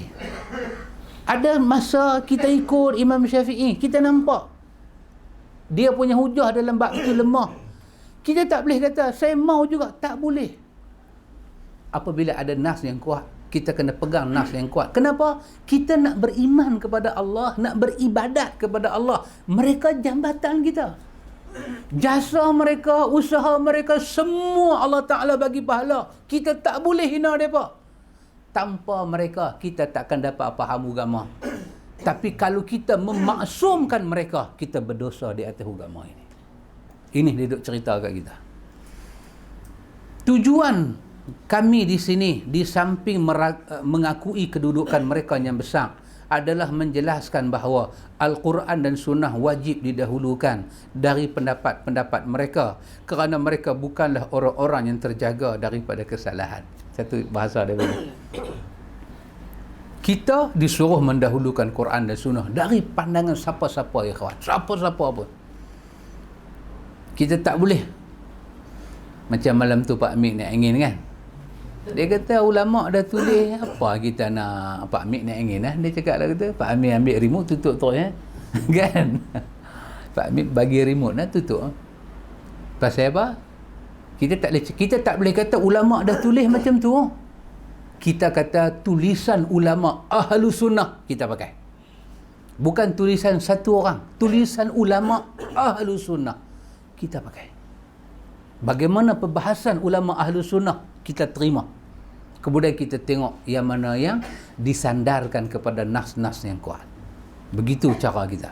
Yang kedua, harus diketahui bahawa tidak ada seorang pun daripada para imam yang mendapat penerimaan secara umum di tengah umat ini yang sengaja menyalahi sunnah Rasulullah, baik dalam masalah kecil maupun besar. Nombor satu, di habang tadi, imam kita bukan maksum. Yang kedua, kita kena ingat, walaupun imam kita ada tercakap benda-benda yang dikatakan pandangan dia lemah, tapi kita kena tahu satu benda, dia tak pernah ada niat nak bertentangan dengan sunnah Nabi. Tak pernah ada niat. Dia tak pernah ada niat lagu tu. Habis macam mana benda tu jadi? Kemampuan ilmu yang dia miliki. Maka kita tak boleh kata dia engkar sunnah. Kita tak boleh kata ni imam ni buat bid'ah. Tak boleh. Dia tak pernah ada niat macam tu. Abu Hanifah kata, apa dia kata? Dia kata kekah ni bid'ah. Buat kekah anak ni bid'ah. Ini semua kerja orang Arab, bukan sunnah Nabi pun. Kita tak boleh kata dia salah. Kita kata pada bab ni dia lemah, pandangan dia lemah. Yang benarnya akikah itu adalah sunnah Nabi. Dia tak ada niat cakap lagu tu nak selisih sunnah, kerana apa yang sampai pada dia buat ijtihad dia. Maka kita orang yang nak mencari redha Allah, kita tak boleh taksub dengan Abu Hanifah, kita tak boleh taksub dengan siapa-siapa, kita mesti mencari kebenaran ilahi. Begitu. Kerana mereka telah bersepakat tentang wajibnya mengikut sunnah Nabi. Semua imam sepakat kena ikut sunnah Nabi. Dan bahawa setiap orang bisa diambil serta ditinggalkan pendapatnya kecuali pendapat Rasulullah. Ini pandangan semua imam. Siapa cakap, kita boleh pakai, kita boleh tolak.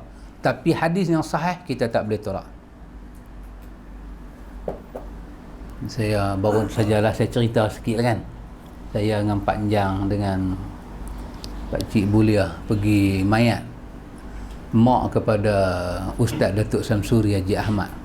Mak dia meninggal. Satu benda saya nak cerita. Besok pagi tu pergi semayang mayat di Masjid Tasik Gelugok. Pagi tu yang jadi imam Datuk Samsuri sendirilah, dia jadi imam. Pegang mikrofon, dia jadi imam. Allahu Akbar. Mayang. Bagi salam. Assalamualaikum warahmatullahi. Assalamualaikum warahmatullahi. Dia ambil mikrofon, dia pergi sangkut dekat tempat mikrofon. Dia kata kat mereka, angkat mayat habis. Doa tak ada, apa tak ada. Kan? Jadi orang tua-tua ni ngalik ngah, ha? Apa? Dia buat. Mayat semua sampai dekat hati kubur, tanam semua apa, dah selesai semua tanam, depa tu kapit 3 mengkuang duk lari mai. Mengkuang. Datuk Samsuri berdiri dekat arah kiblat, dia menghadap arah kiblat, dia berdiri, dia baca talqin. Dengan ayat mata dia baca talqin tentang siksa kubur, tentang adab kubur, tentang benda yang menghalang manusia masuk ke syurga, apa dia hutang.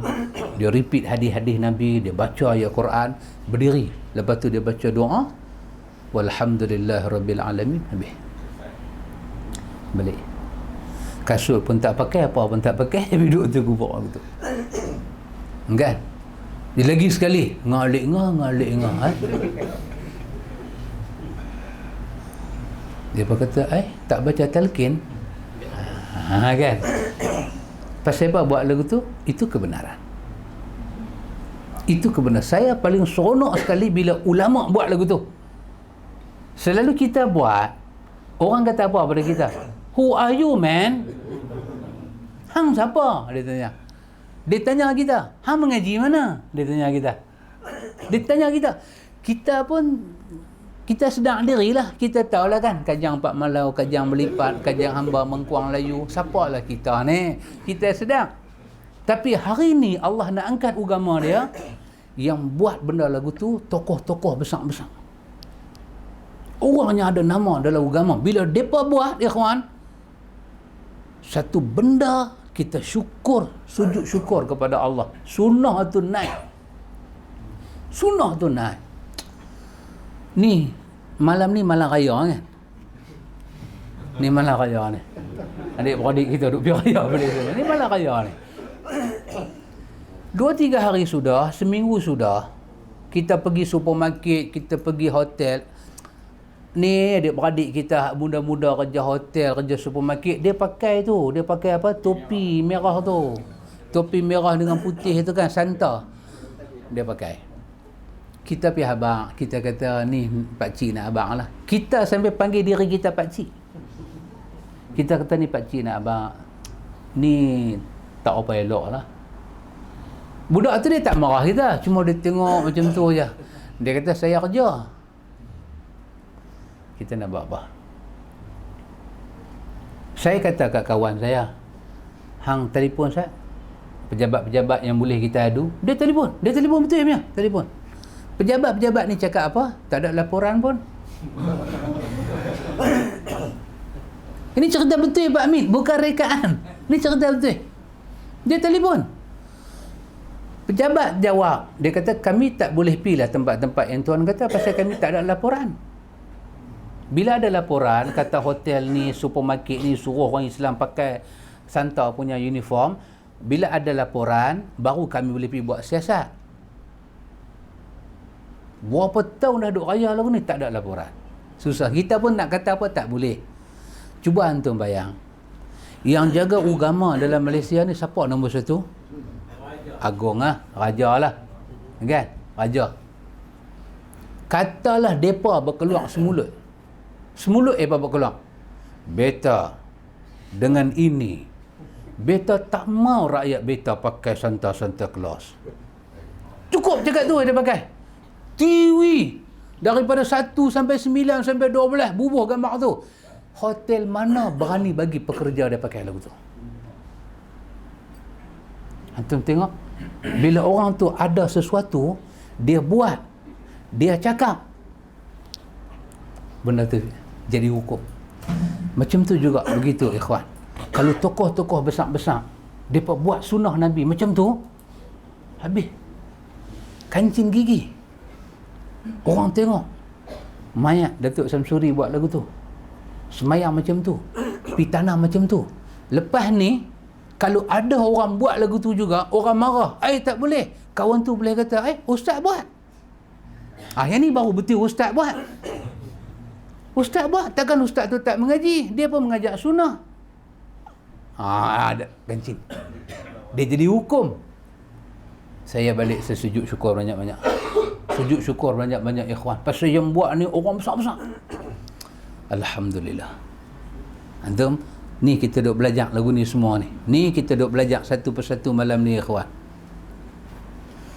Kita disuruh mendahulukan Quran dan Sunnah. Disuruh mendahului Quran dan Sunnah. 2. Harus diketahui. 3 lah. Yang ketiga, tidak ada alasan. Ada 3 alasan mengapa pendapat para imam bertentangan dengan Sunnah. Kenapa imam-imam ni mereka ada pandangannya lemah? Pasal apa? Dia kata ada 3 alasan. Kita tengok alasan ni satu persatu. Alasan pertama. Mereka tidak meyakini bahawa Nabi pernah menyatakan dalam hal ini terdapat beberapa sebab. Kenapa pandangan dia macam tu? Sebab bila datang hadis kepada dia, dia korang yakin dengan hadis tu. Cara dia nilai hadis tu, dia ada cara dia nilai. Dia ada syarat sahih dia. Dia ada syarat-syarat dia nak kata dhaif dia. Dia tak berapa yakin dengan hadis tu. Maka jadi macam mana? Hadis tersebut sama sekali tak sampai padanya. Jika hadis tak sampai pada seseorang, maka dia tidak dibebani untuk mengetahui hukum yang terkandung dalam hadis itu. Kadang-kadang para imam ni, imam-imam mazhab ni, hadis memang tak mai kat dia. Tak mai. Bila hadis tu tak mai, dia bercakap cara tak mai macam Abu Hanifah tadi. Bukan kata Abu Hanifah tu, kita kata Umar Al-Khattab. Nak masuk dah ke tempat yang ada ta'un, dia pun tak tahu nak buat lagu mana. Sampailah Abdul Rahman bin Auf baca hadis. Nabi kata yang kena ta'un, jangan keluar mai. Kita yang tak kena, jangan serang mazuk pi. Umar kata kita pegang. Aku tak tahu hadis ni. Umar boleh tak tahu, takkan imam mazhab tahu semua. Ada benda dia tak tahu. Bila dia tak tahu, dia bercakap sekadar yang dia tahu. Macam sahabat Nabi duduk di Yaman. Sahabat Nabi duduk di Yaman, dia berfatwa dengan ilmu yang dia belajar kat Nabi. Sedangkan sahabat Nabi duduk ada di Madinah, dia pun duduk dengan Nabi. Yang duduk di Yaman, Nabi tak ada di Yaman. Dia kena kerah ilmu yang dia belajar dengan Nabi. Itulah agama. Tapi Nabi tak pernah salahkan orang Yaman. Bila orang Yaman datang ke Madinah, baru mereka tahu, oi, hampa tahu banyak daripada kami. Apa yang mereka rasa tak betul, mereka ubah. Macam orang yang hijrah lambat. Bila mereka hijrah lambat, mereka pergi ke Madinah, mereka tengok ilmu sahabat-sahabat di Madinah, dah jauh dah mereka tak boleh hambat dah. Ini Allah cerita dalam surah At-Taghabun. Mereka marah nak ceraikan isteri-isteri mereka. Hampa punya pasal dah, kami dah ketinggalan banyak benda, kami duk kena tanya. Allah kata jangan cerai. Wa in taghfiru wa tasfahu fa innallaha ghafurur rahim. Kalau hang maafkan dia, hang tak ceraikan dia, Allah lebih memaafkan hang dan mereka semua. Dia ada sepadan-sepadan ilmu lagu tu. Tak sampai langsung. Abu Hanifah duduk di Baghdad. Baghdad ni penuh dengan bumi fitnah. Dengan hadis palsu di situ, berbeza dengan sahabat, dengan ulama-ulama yang masuk ke Madinah. Dia tahu lebih daripada orang yang berada di Kufah dan di Basrah. Jurang itu menjadi sebab kenapa hadis itu tak sampai dan mereka berfatwa. Dan kadang-kadang fatwa mereka bercanggah sangat. Ini salah satu sebab dia. Jika hadis itu tak sampai, maka mereka tak diberatkan apa-apa. Jika hadis tak sampai, maka dia berpendapat dengan satu hukum berdasarkan zahir ayat ataupun hadis lain. Dengan dasar qiyas dan istihab, maka sekali masa, tempoh tu masa, pendapatnya sesuai dengan hadis yang belum sampai padanya dan pada masanya lain bertentangan dengan hadis tersebut, dia akan jadi lagu tu. Pasal benda kita ijtihad tak tahu. Kadang-kadang boleh sama dengan hadis, kadang-kadang jadi tak sama. Begitulah keadaan fiqh Abu Hanifah. Kadang-kadang dia cakap sama dengan hadis, ijtihad. Kadang-kadang memang tak sama sungguh. Allah memaafkan dia, Allah bagi pahala. Bila mai hadis sahih, kita dah tak pakai pandangan siapa-siapa, kita pakai hadis yang sahih. Ini fiqh yang kita pakai. Mungkin hadis tersebut sampai pada dia, tapi dia menganggap hadis tersebut tak sahih. Ini juga satu sebab lain. Hadis itu sampai, tapi dia menilai tak sahih. Dia menilai tak sahih. Seperti hadis, letak tangan atas dada bila semayang. Bila sampai hadis itu pada Imam Ahmad, dia nilai tak sahih. Bila sampai pada Imam Syafi'i, dia nilai tak sahih. Kata Abu Hanifah, ada hadis lain riwayat daripada Ali bin Abi Talib menyatakan bila Nabi semayang, Nabi letak tangan tahta surah, di bawah pusat. Bila hadis tu dibawa mai pada Imam Syafi'i, Imam Syafi'i pula kata hadis ni lemah, hadis Ali ni lemah, tak boleh buat hujah. Hadis sampai, tapi imam kita, imam mazhab, dia tidak yakin hadis itu adalah sahih, kerana bila dia tengok sanad-sanad yang ada sangat meragukan dia, maka dia tak pakai. Tapi bila ulama-ulama lain lepas daripada dia mai, depa pula pi kaji hadis tu, depa dapati sebenarnya hadis yang imam awal menilai dhaif sebenarnya sahih. Sebenarnya sahih. Sampai imam tu tolak, dia kata dhaif, sebenarnya bila dinilai balik hadis tu adalah sahih. Maka dia dah tolak dah dan dia dah mati dah. Dia dah tulis dah hukum dalam kitab dia. Para pengkaji kemudian pi kaji, pi selongkak ni semua, tengok-tengok sahih. Maka nampak bertentangan pandangan dia dengan hadis yang sahih. Bukan dia nak tentang, itu kemampuan dia. Maka mereka tulis balik, sebenarnya ini adalah yang sahih. Maka nampak pandangan dia itu jadi tak sama. Kita macam mana? Kita ikut yang sahih. Kita ikut yang sahih.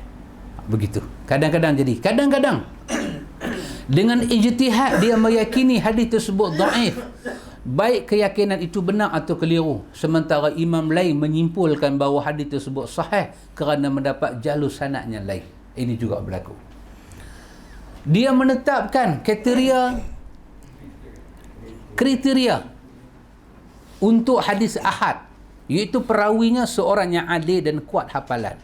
Sementara imam lain tidak menetapkan kriteria ini. Contohnya, jika hadis tersebut bertentangan dengan kaedah qiyas, maka hadis tersebut diterima jika perawinya seorang yang faqih dan lain-lain. Ini cara satu-satu imam mazhab dia nilai satu hadis. Tengok-tengok cara dia nilai, tak menepati. Kenapa ada wujud dalam mazhab ni pandangan-pandangan yang dhaif ni? Tuan kita duk bagi kita nampak. Sebab cara dia terima hadis sahih, cara dia nilai, sebab dia sendiri ada kaedah-kaedah dalam hukum yang dia belajar. Maka itu menyebabkan satu-satu hadis itu diterima ataupun ditolak. Suatu hadis sudah sampai pada dia sahih menurutnya, tapi dia lupa hadis itu. Ada juga. Dia lupa. Umar sendiri lupa. Masa bila Umar lupa? Hari Nabi wafat, dalam Sahih Bukhari, Umar lupa. Bila Abu Bakar main daripada rumah Abu Bakar masuk main ke kampung Madinah, dengar kata Nabi dah wafat, Abu Bakar pergi buka mayat Nabi, dia kucup Nabi, dia kata, ya Rasulullah, demi Allah kau ini hidup mati sentiasa dalam keadaan benar dan wangi ya Rasulullah. Hidup kau wangi, mati kau wangi. Dia menangis. Dia keluar daripada rumah Nabi, daripada bilik Nabi lah yang duk ada kubur Nabi ni, dia tengok Umar duk jadi semacam dah. Umar kata, siapa yang duk kata Nabi ni mati, yang mai sini.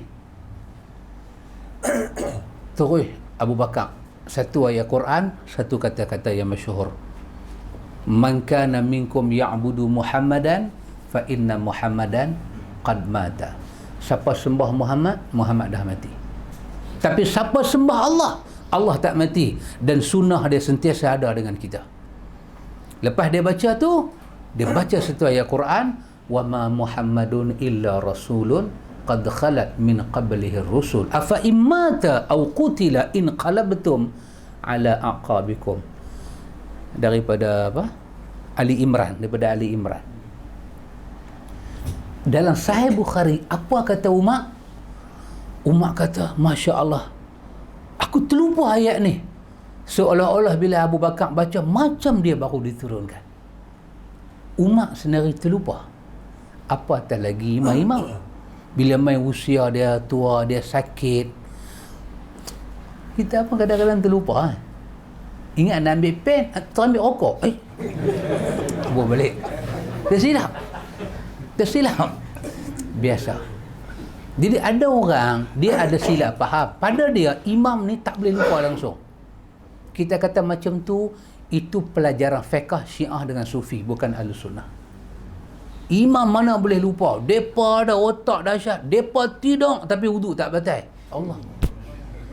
Macam mana tu yang kata tidur wuduk tak batal? Jangan main-main dia kata Imam Syafi'i tidur 40 fiqh selesai. Wuduk tak boleh batal punya. Maknanya dia tak tidur lah. Tak, dia tidur. Dia tak tidur lah tu. Tak, dia tidur. Kacau. Dia ada masalah faham fiqh. Dia ada silap faham. Mu'tazilah punya fiqh, Syiah punya fiqh, dia duk jolok masuk dalam fiqh dia. Maka ada masalah. Baik. Kedua, tidak meyakini bahawa dalam hadis itu ada jawapan untuk masalah tertentu. Mengenai ini ada beberapa sebab. Di antaranya, tidak mengetahui pengertian yang ditujukan. Satu hadis mungkin kerana lafaz hadis tersebut sangat asing baginya, dan para ulama juga berselisih dalam menafsirkan hadis tersebut. Kadang-kadang dia mengetahui makna hadis tersebut menurut bahasa dan adat istiadat, bukan maknanya menurut bahasa Nabi sendiri. Ini kadang-kadang jadi hal. Hadis itu sahih, tapi para imam tak pakai pasal apa? Pasal dia kata hadis itu bukan jawapan untuk masalah dia. Bukan jawapan. Dan dia kata hadis ni punya bahasa bukan untuk apa yang kita sembang. Sedangkan hadis itu untuk bab tu. Dia tersilap faham. Mungkin jadi. Kita kata kolah. Ayat 2 kolah. Antum pi di Baghdad, lain makna kolah. Antum pi di India, lain makna kolah. Mai Malaysia, lain terus makna kolah.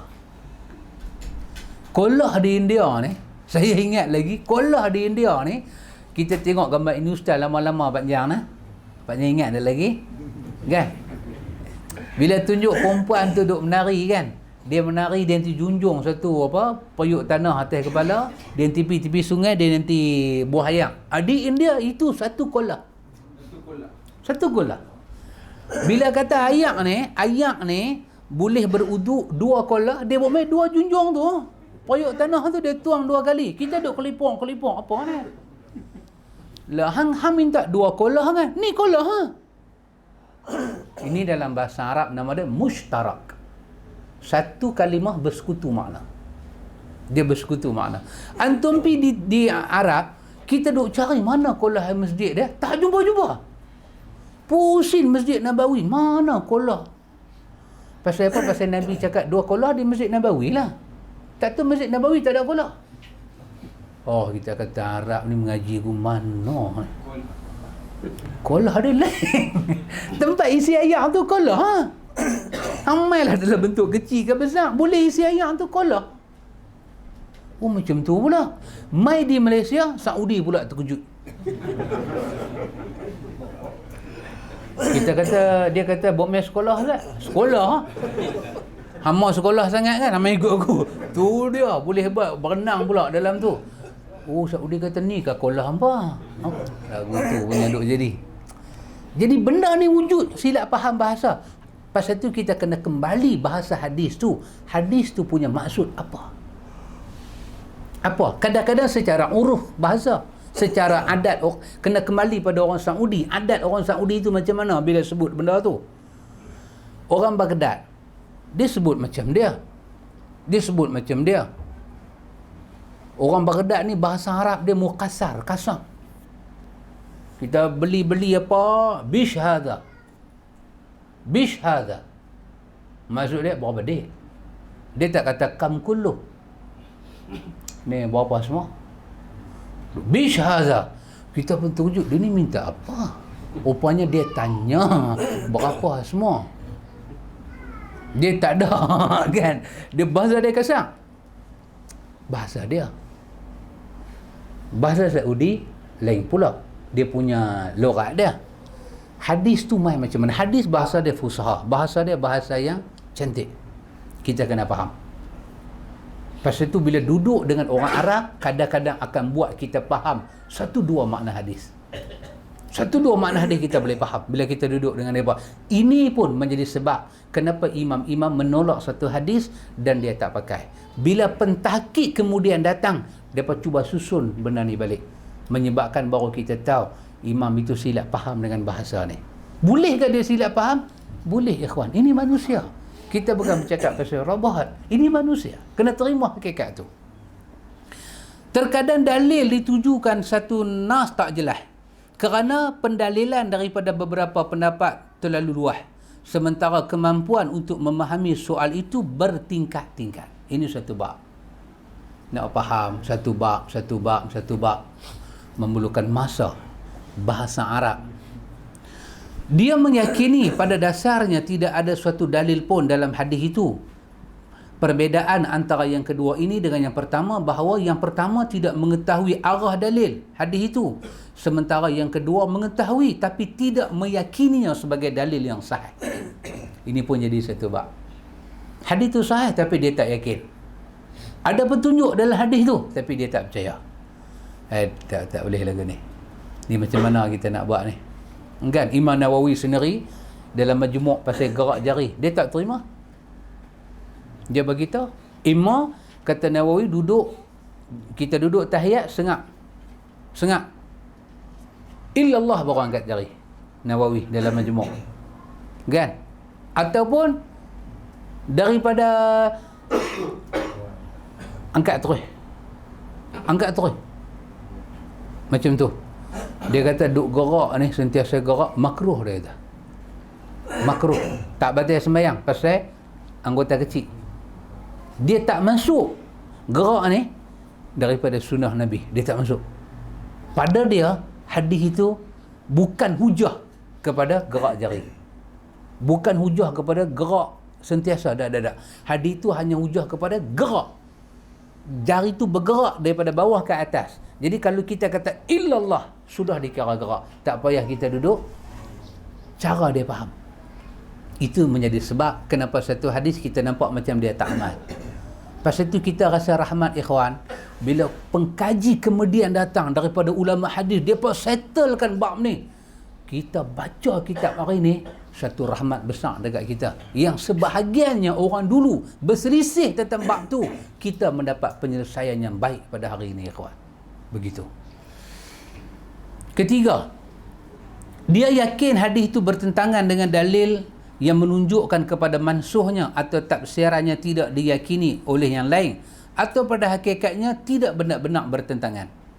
Yang ketiga, mungkin dia tak pakai hadis itu, dia percaya hadis itu mansuh.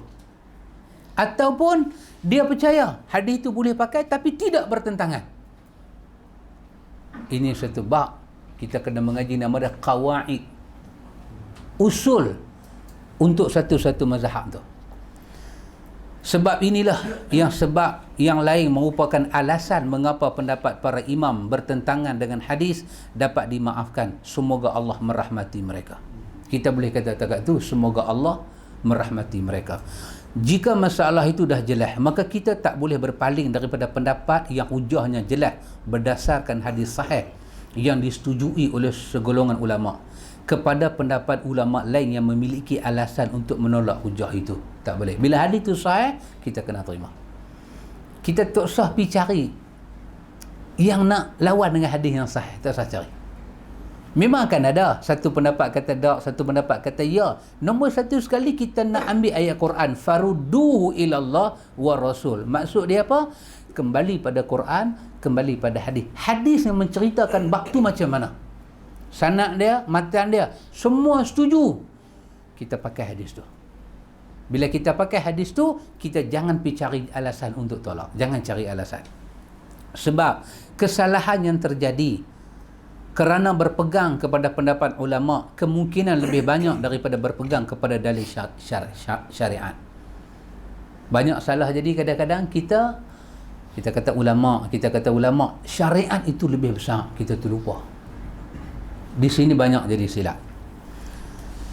Kerana dalil syariat adalah hujah Allah atas seluruh hambanya. Berbeza halnya dengan pendapat seorang ulama. Dalil syar'i tidak mungkin keliru jika tidak ada dalil syar'i lain yang menentangnya, sementara pendapat seorang ulama tidak demikian.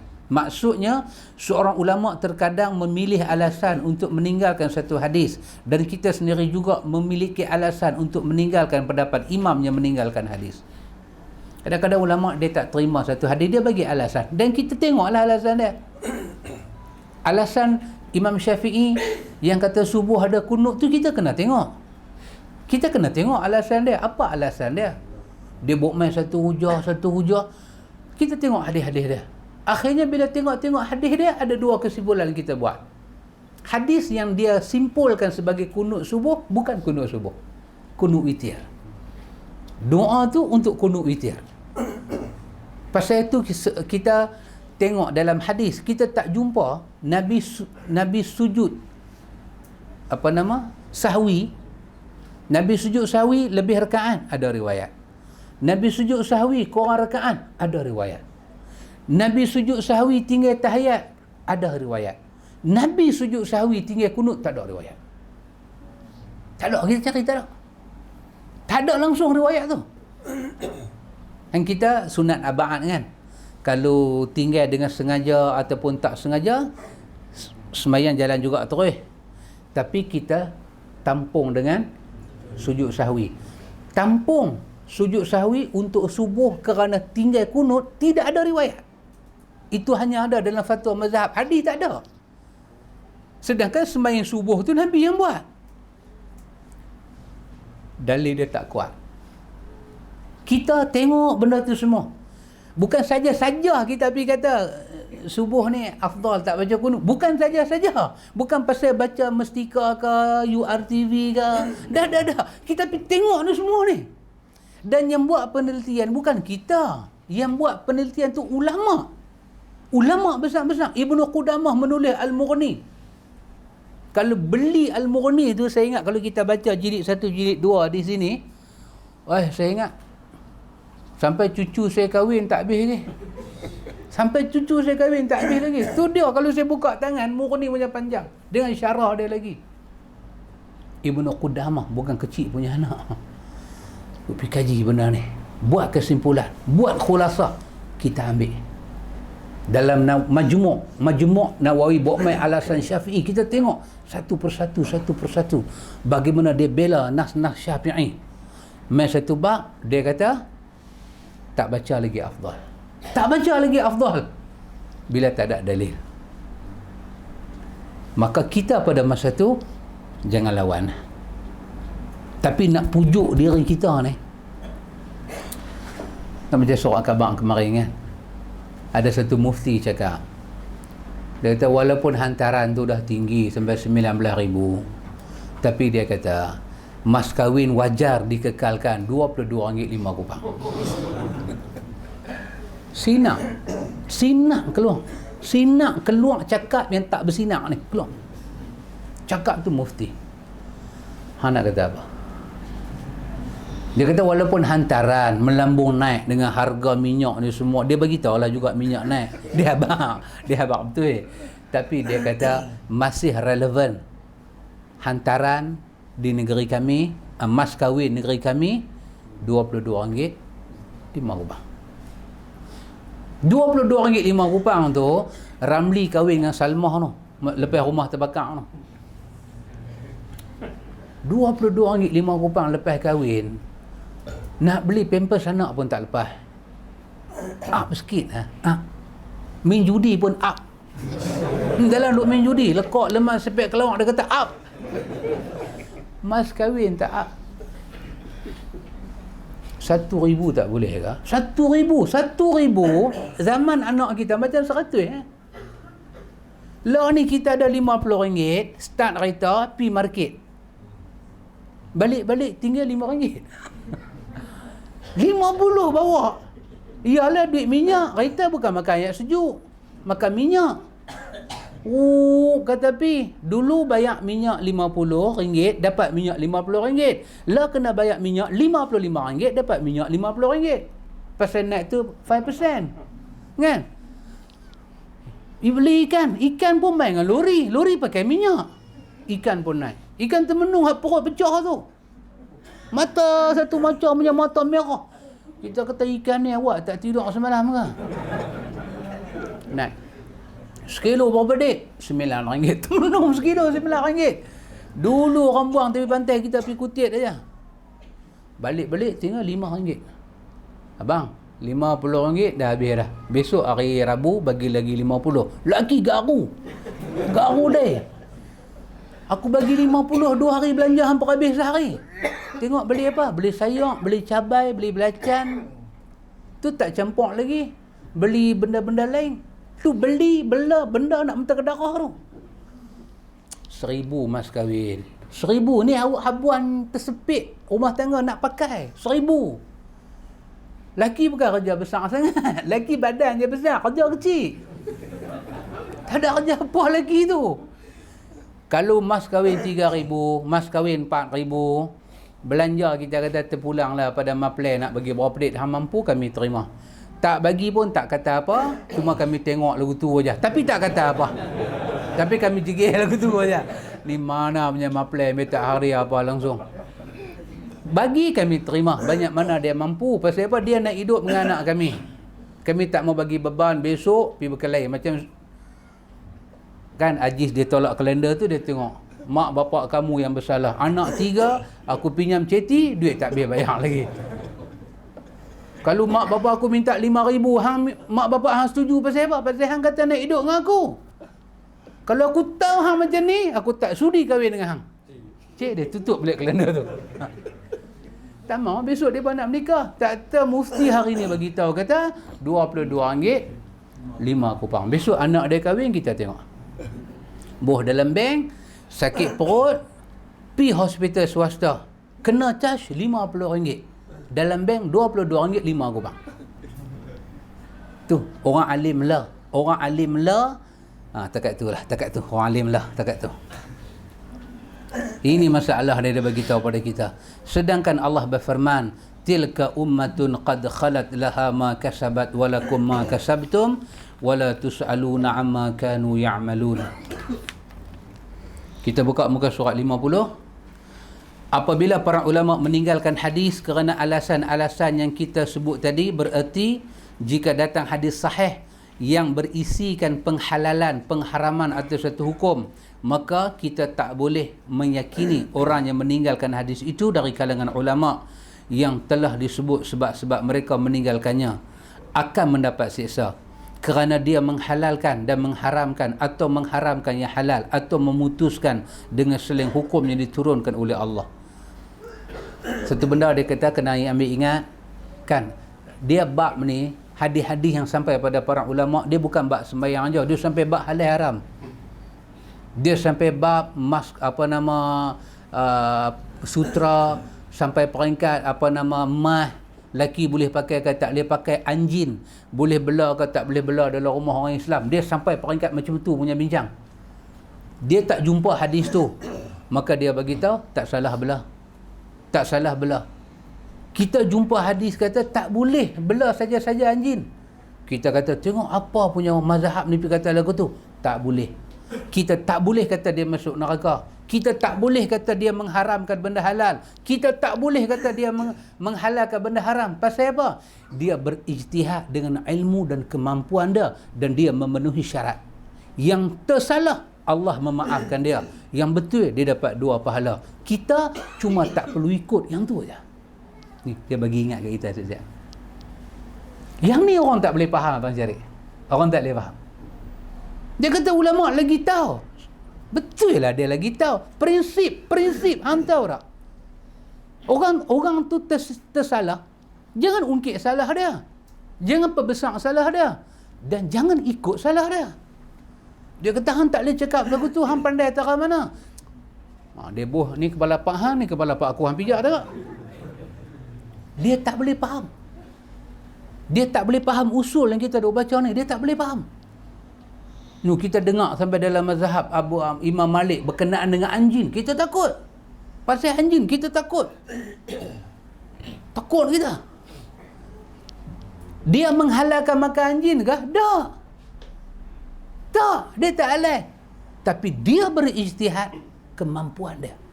Hadis yang sampai dia nak menentukan hukum agama, dia berhak ragu dengan hadis tu. Bukan kata mai hadis dia terima, dia mujtahid, dia ada ilmu. Dia kena hati-hati pasal Tuhan nak tanya dia. Dia nilai hadis tu, dia tengok pada dia hadis ni tak sahih. Tiba-tiba orang ke belakang mai kata hadis tu sahih. Datanglah para kalau Syafi'i kita panggil Syafi'iyah, kalau Malik kita panggil Malikiyah. Mereka tolong susun balik. Mazhab Abu Hanifah cukup banyak perkataan ni. Kalau Abu Hanifah hidup, dia jumpa hadis ni, dia akan ubah pandangan dia. Dan mereka bila nak mati, mereka kata, kalau pandangan kami tak sama dengan Quran dan Sunnah, tolong tinggal, perbetul. Maka yang ni tak banyak orang ambil perhatian. Orang kata imam saja cakap lagu tu pasal dia tawaduk, pasal apa kita nak ambil berat? Oh, kita kata salah, dia cakap bukan pasal tawaduk, dia cakap pasal dia takut kepada Allah. Ini dia bagi kita ingat. Ucapan ini tidak pernah beredar di kalangan umat ini, kecuali ucapan pernah dilontar sebahagian kelompok Mu'tazilah di Baghdad. Barang siapa yang tidak sampai padanya hadis pengharaman, lalu dia membolehkannya dengan berdasarkan pada dalil syar'i, tentunya dia lebih berhak mendapat kemaafan. Dan kerana itu, ia justru mendapat satu pahala kerana ijtihad yang telah dilakukan. Allah berfirman, wa Dawud wa Sulaiman iz tahkumani fil harthi, dan ingatlah kisah Daud dan Sulaiman di waktu keduanya memberi keputusan mengenai tanam-tanaman. Kan Allah bagi bijak Nabi Sulaiman, bijak sikit daripada ayah dia. Kan? Dalam hadis Bukhari cerita kan, mai dua perempuan mengadu pasal mau anak. Kan? Bijak Nabi Sulaiman ni bijak. Dia ni kata anak, dia ni kata anak. Bukti tak ada. Dia kata lagu ni senang, kita potong budak ni dua, ambil balik seorang sikit. Satu mak gelak, bagus ni, bagus lah, susah cari orang besar. Lagu ni bagus lah, ni adil betul-betul. Lagi seorang teriak, Sulaiman, hang tak bagi kat aku pun tak apa, jadi anak aku ni selamat, hang bagilah kat dia ni. Allah nak tunjuk bijak dia. Sulaiman kata, ibu, ni anak hang. Sulaiman tengok ibu yang seronok duduk dalam reman seminggu. Hang mau duduk dalam reman seminggu pasal mengaku barang bukan hak hang. Ada orang nak kerak anak hang api gelak, apa punya sengkoh tak hang ni. Bijak Nabi Sulaiman ni. Daud bijak, bawa tentera pergi lawan. Oh, bijak dia. Allah kata bijak ni Allah bagi. Tak sama orang dapat bijak. Tak sama orang dapat bijak. Tak sama orang dapat bijak. Allah berfirman, fafahamnaha Sulaiman wa kullan ataina hukman wa ilma. Maka kami telah beri pengertian kepada Sulaiman tentang hukum yang lebih tepat, dan kepada masing-masing mereka telah kami beri hikmah dan ilmu. Pada Sulaiman ni kami bagi hikmah dan ilmu. Dia lebih tepat, Quran kata. Maka dia akan wujud benda macam ni, ikhwan. Hanya Allah memberi kefahaman pada Sulaiman, tapi Allah memberi kepujian kepada Daud alaihi salam. Daud tak salah, Allah puji. Ulama-ulama yang bawa kepada kita hadis yang sahih, itu kebenaran. Tapi ulama-ulama yang ijtihad dia salah, kita tak boleh keji. Allah sendiri kata Sulaiman tepat, tapi Allah memuji Daud alaihi salam. Tupak dengan anak Allah, bukan orang lain. Kita kena belajar ni semua, dia kata. Nabi Daud, Nabi Sulaiman, kerana mereka berdua memiliki ilmu dan keahlian dalam memutuskan hukum. Dalam hadis diriwayatkan Bukhari dan Muslim daripada Amr bin Al-As, Nabi bersabda, "Idza ijtahada al-hakim fa asaba falahu ajrani wa idza ijtahada fa akhta'a falahu ajrun." Apabila seorang hakim melakukan ijtihad dan ternyata hasilnya benar, maka dia mendapat 2 pahala. Dan bila dia berijtihad dan ijtihadnya salah, maka dia mendapat 1 pahala. Dia dapat pahala. Jelas bahawa seorang mujtahid walaupun ijtihadnya keliru, tetap mendapat 1 pahala, yakni pahala yang diberi atas ijtihad yang dilakukannya dan kekeliruannya dimaafkan. Sebab mereka mendapat kebenaran dalam semua hukum adalah mustahil ataupun sukar. Mereka dapat. Pasal apa? Pasal mereka ada ilmu. Kita tak ada ilmu. Kita tak tahu bahasa Arab, kita tak tahu nasah mansuh, semua kita tak tahu. Mereka cukup ilmu ni, mereka belajar. Allah berfirman, wa ma ja'ala 'alaikum fid din min haraj, dan sekali-kali tidak menjadikan untuk kamu dalam agama ni satu kesempitan. Yuridullahu bikumul yusra wa la yuridu bikumul us. Allah menghendaki kemudahan bagimu dan tidak menghendaki kesukaran. Yang mana mudah mai dengan hadis-hadis sahih kita terima. Orang kata hamba senang, hamba ni sahih je terima. Habis mau macam mana pula? Tak hamba macam mana? Quran macam tu, terima. Quran tak mau susah. Daripada Allah, daripada Rasul, benar, benda tu benar. Para imam bersepakat tak boleh bertaklid kepada pendapat mereka, taklid buta, iaitu sikap fanatik terhadap imam dilakukan oleh orang-orang mengaku sebagai pengikut imam tersebut.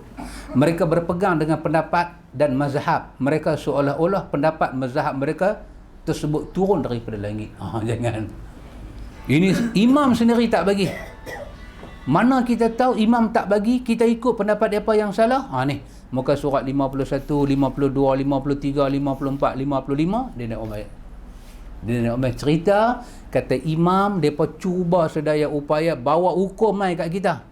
Tapi depa tahu depa manusia, depa silap, depa pesan, jangan duk terima kami secara taklid kalau ada hadis-hadis yang sahih. Ini satu amanah besar daripada depa. Ni kita akan jumpa pada muka surat 51, iaitu Imam Abu Hanifah. Di sini kami kemukakan kepada anda sebahagian dari ucapan mereka berkaitan dengan masalah ni. Kesimpulan dia apa ya kawan? Imam-imam mazhab depa tak maksum. Satu. Yang kedua, depa ada buat silap. Silap mereka dimaafkan oleh Allah. Yang mana pandangan depa berselisih dengan dalil-dalil yang sahih, kekalkan sebagai ilmu, tapi tak payah kita turut sebagai satu amalan. Kita pegang macam tu. Tak boleh tolak mana-mana imam, tak boleh mencerca mana-mana imam di kalangan ahlu sunnah wal jamaah. Boleh ikut semua imam di dalam bumbung ahlu sunnah wal jamaah dengan syarat dia ada dalil yang kuat dalam bab yang dia cakap itu. Maka tak pernah wujud dalam sunnah ni keluar satu mazhab, ikut satu mazhab. Talfiq ni tak pernah wujud. Hanya beberapa kawan-kawan kita aja duk cakap, mereka ni campur mazhab. Tak ada campur. Kita ahlu sunnah wal jamaah. Ni kita nak belajar kemudian ni, ada satu benda kita kena belajar. Apa dia? Pesanan para imam. Jangan turut kesilapan mereka. Tu bahasa kita. Yang mana mereka cakap terdaif tu, jangan turut padamkan. Padam dalam bentuk amalan, kekalkan dalam bentuk ilmu. Benda tu ada dalam bentuk tulisan kitab, tapi amalan kita jangan ikut. Mana kita tahu ni semua, ni kita akan jumpa lagi sekali punya pelajaran kita, insya-Allah, kalau diizinkan oleh Allah. Wallahu a'lam. Ada soalan pakcik? Oh, cantik tulisan pakcik nah. Oh, bukan nah? Cantik ni. Tulis macam type yang komputer, tapi tulis ni. Saya nak baca pun duk kena tengok elok-elok ni. Apa patut kita buat seandainya imam baca doa kunut subuh? Adakah kita ikut imam tersebut berkunut? Kalau kita tak turut berkunut, kalau kita tidak turut berkunut, dan apa nama, jika tidak berkunut, adakah kita terkeluar mufaraqah itu memang tak boleh nak baca dah. Jadi apa patut kita buat kalau imam berkunut? Tak ada apa-apa yang kita kena buat. Kita duduk pada posisi kita. Imam Allahumma hdina fi man hadait, kita luruskan tangan kita ke bawah. Angkat pun tak payah, amin pun tak payah. Duduk situ. Mufaraqah jangan. Duduk situ. Itu prinsip kita. Kita tak boleh mufaraqah dengan imam. Dalam apa, walaupun dia baca Fatihah, kita rasa tajwid dia longgak, tak boleh mufaraqah. Tak boleh mufaraqah. Walaupun dia bagi subuh 3 rakaat, tak ada mufaraqah. Kita boleh ingat kata dia terlupa. Kita duduk dalam tahiyat akhir, kita kata subhanallah. Kecuali dia pusing, dia tanya awak. Dia tanya lagu tu, awak hai imam ke aku imam? Subhanallah, pandai-pandai anak. Dia kata lagu tu, kita bagi salam tu ya. Assalamualaikum, Assalamualaikum. Kita boleh tunggu, kemungkinan dia anggap 2, pada kita dah 3 dah. Ada 3 dah. Kita duduk situ tanpa mufaraqah. Tanpa mufaraqah. Mufaraqah dalam solat ni hampir tidak berlaku di antara imam dan makmum. Hampir tidak berlaku. Jadi kita duduk, dia baca Allahumma hdini fi man hadai, Allahumma hdina fi man hadai, kita biar kat dia. Kita tak kata subhanallah kerana kita pun tidak menyatakan kunut subuh itu bid'ah, tidak. Kita kata cuma dalil itu tidak kuat. pasang dalil tu tak kena, kita tak kata bid'ah. Kalau kita yakin bid'ah bermakna kita percaya hari ni dia buat amalan masuk neraka, mana boleh ikut.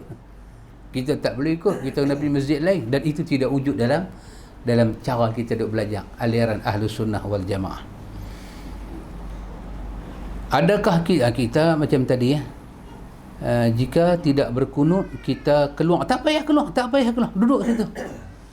Keluar bila dah bagi salam belah kanan, bagi salam belah kiri, istighfar 3 kali, nak pergi mana pergi. Nak pergi mana pergi.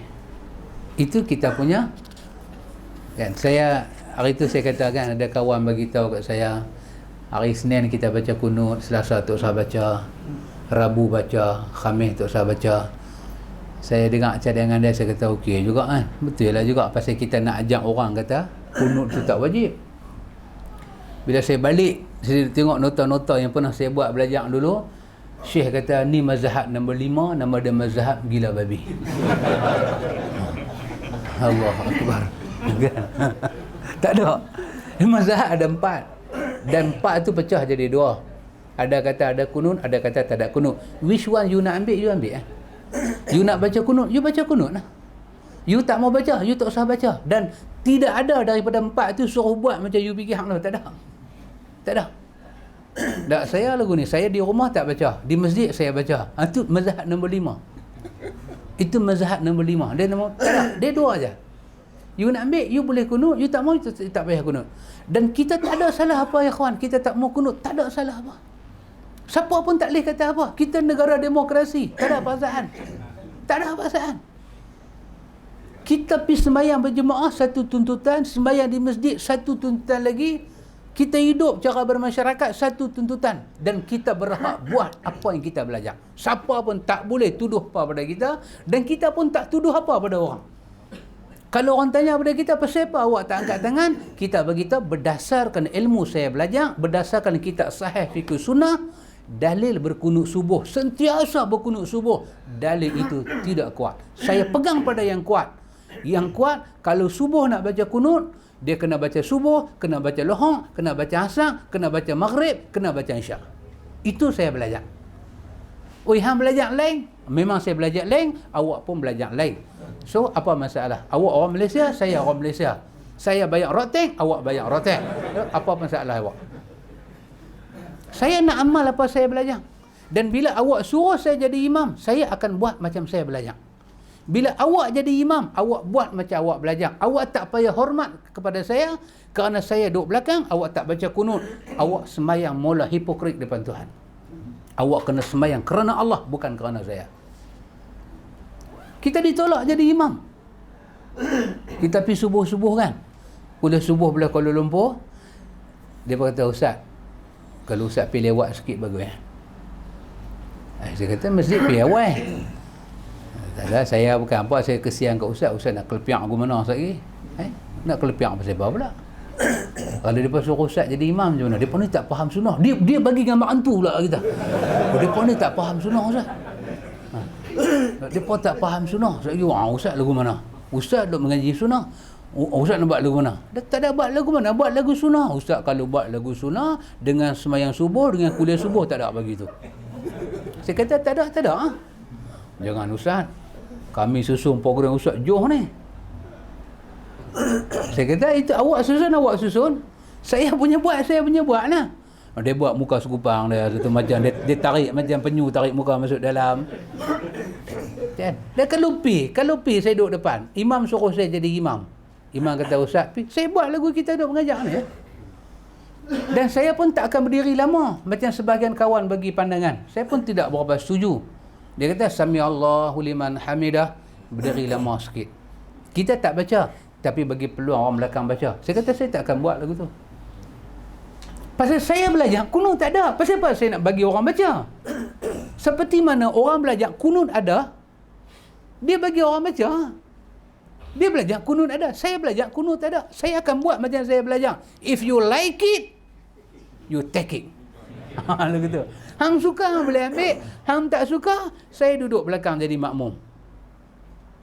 Saya jadi imam di Taiping, saya bagi Assalamualaikum warahmatullahi, Assalamualaikum warahmatullahi, saya pusing-pusing, saya sengam. Subhanallah, subhanallah, subhanallah. Cukup habis saya zikir, saya bangkit, saya pergi tepi, saya sembahyang. Habis sembahyang, pakcik tu mas, saya kecil hati kat ustaz. Saya kata, apa pasal pula? Saya cukup kecil hati. Saya kata, pasal apa? Saya punya duk tunggu nak mengaminkan doa ustaz, dia kata. Ustaz ni bukan sebarang orang, doa naik ke langit. Oh, dia punya angkat kita tu. Dia tak tahu dah bagi 10 orang, dia doa angkat kita naik. Nampak kita nampak ke 10 kan. Dia kata dia ni rabun betul. Dia buat pula dah kan. Dia kata, ustaz, saya nak amin doa ustaz. Kata ustaz tak baca, pasal apa tak baca? Saya kata, pakcik, banyak sembahyang Nabi wajib Nabi baca doa sendiri-sendiri. Habis yang duk buat ni semua tak ikut Nabi ke? Saya jawab betul. Saya kata tak ikut Nabi. Habis nak buat macam mana lah ni? Pakcik kena buat macam Nabi ya. Macam mana? Baca doa sendiri. Allah. Dia buat lagu tu saya. Allah.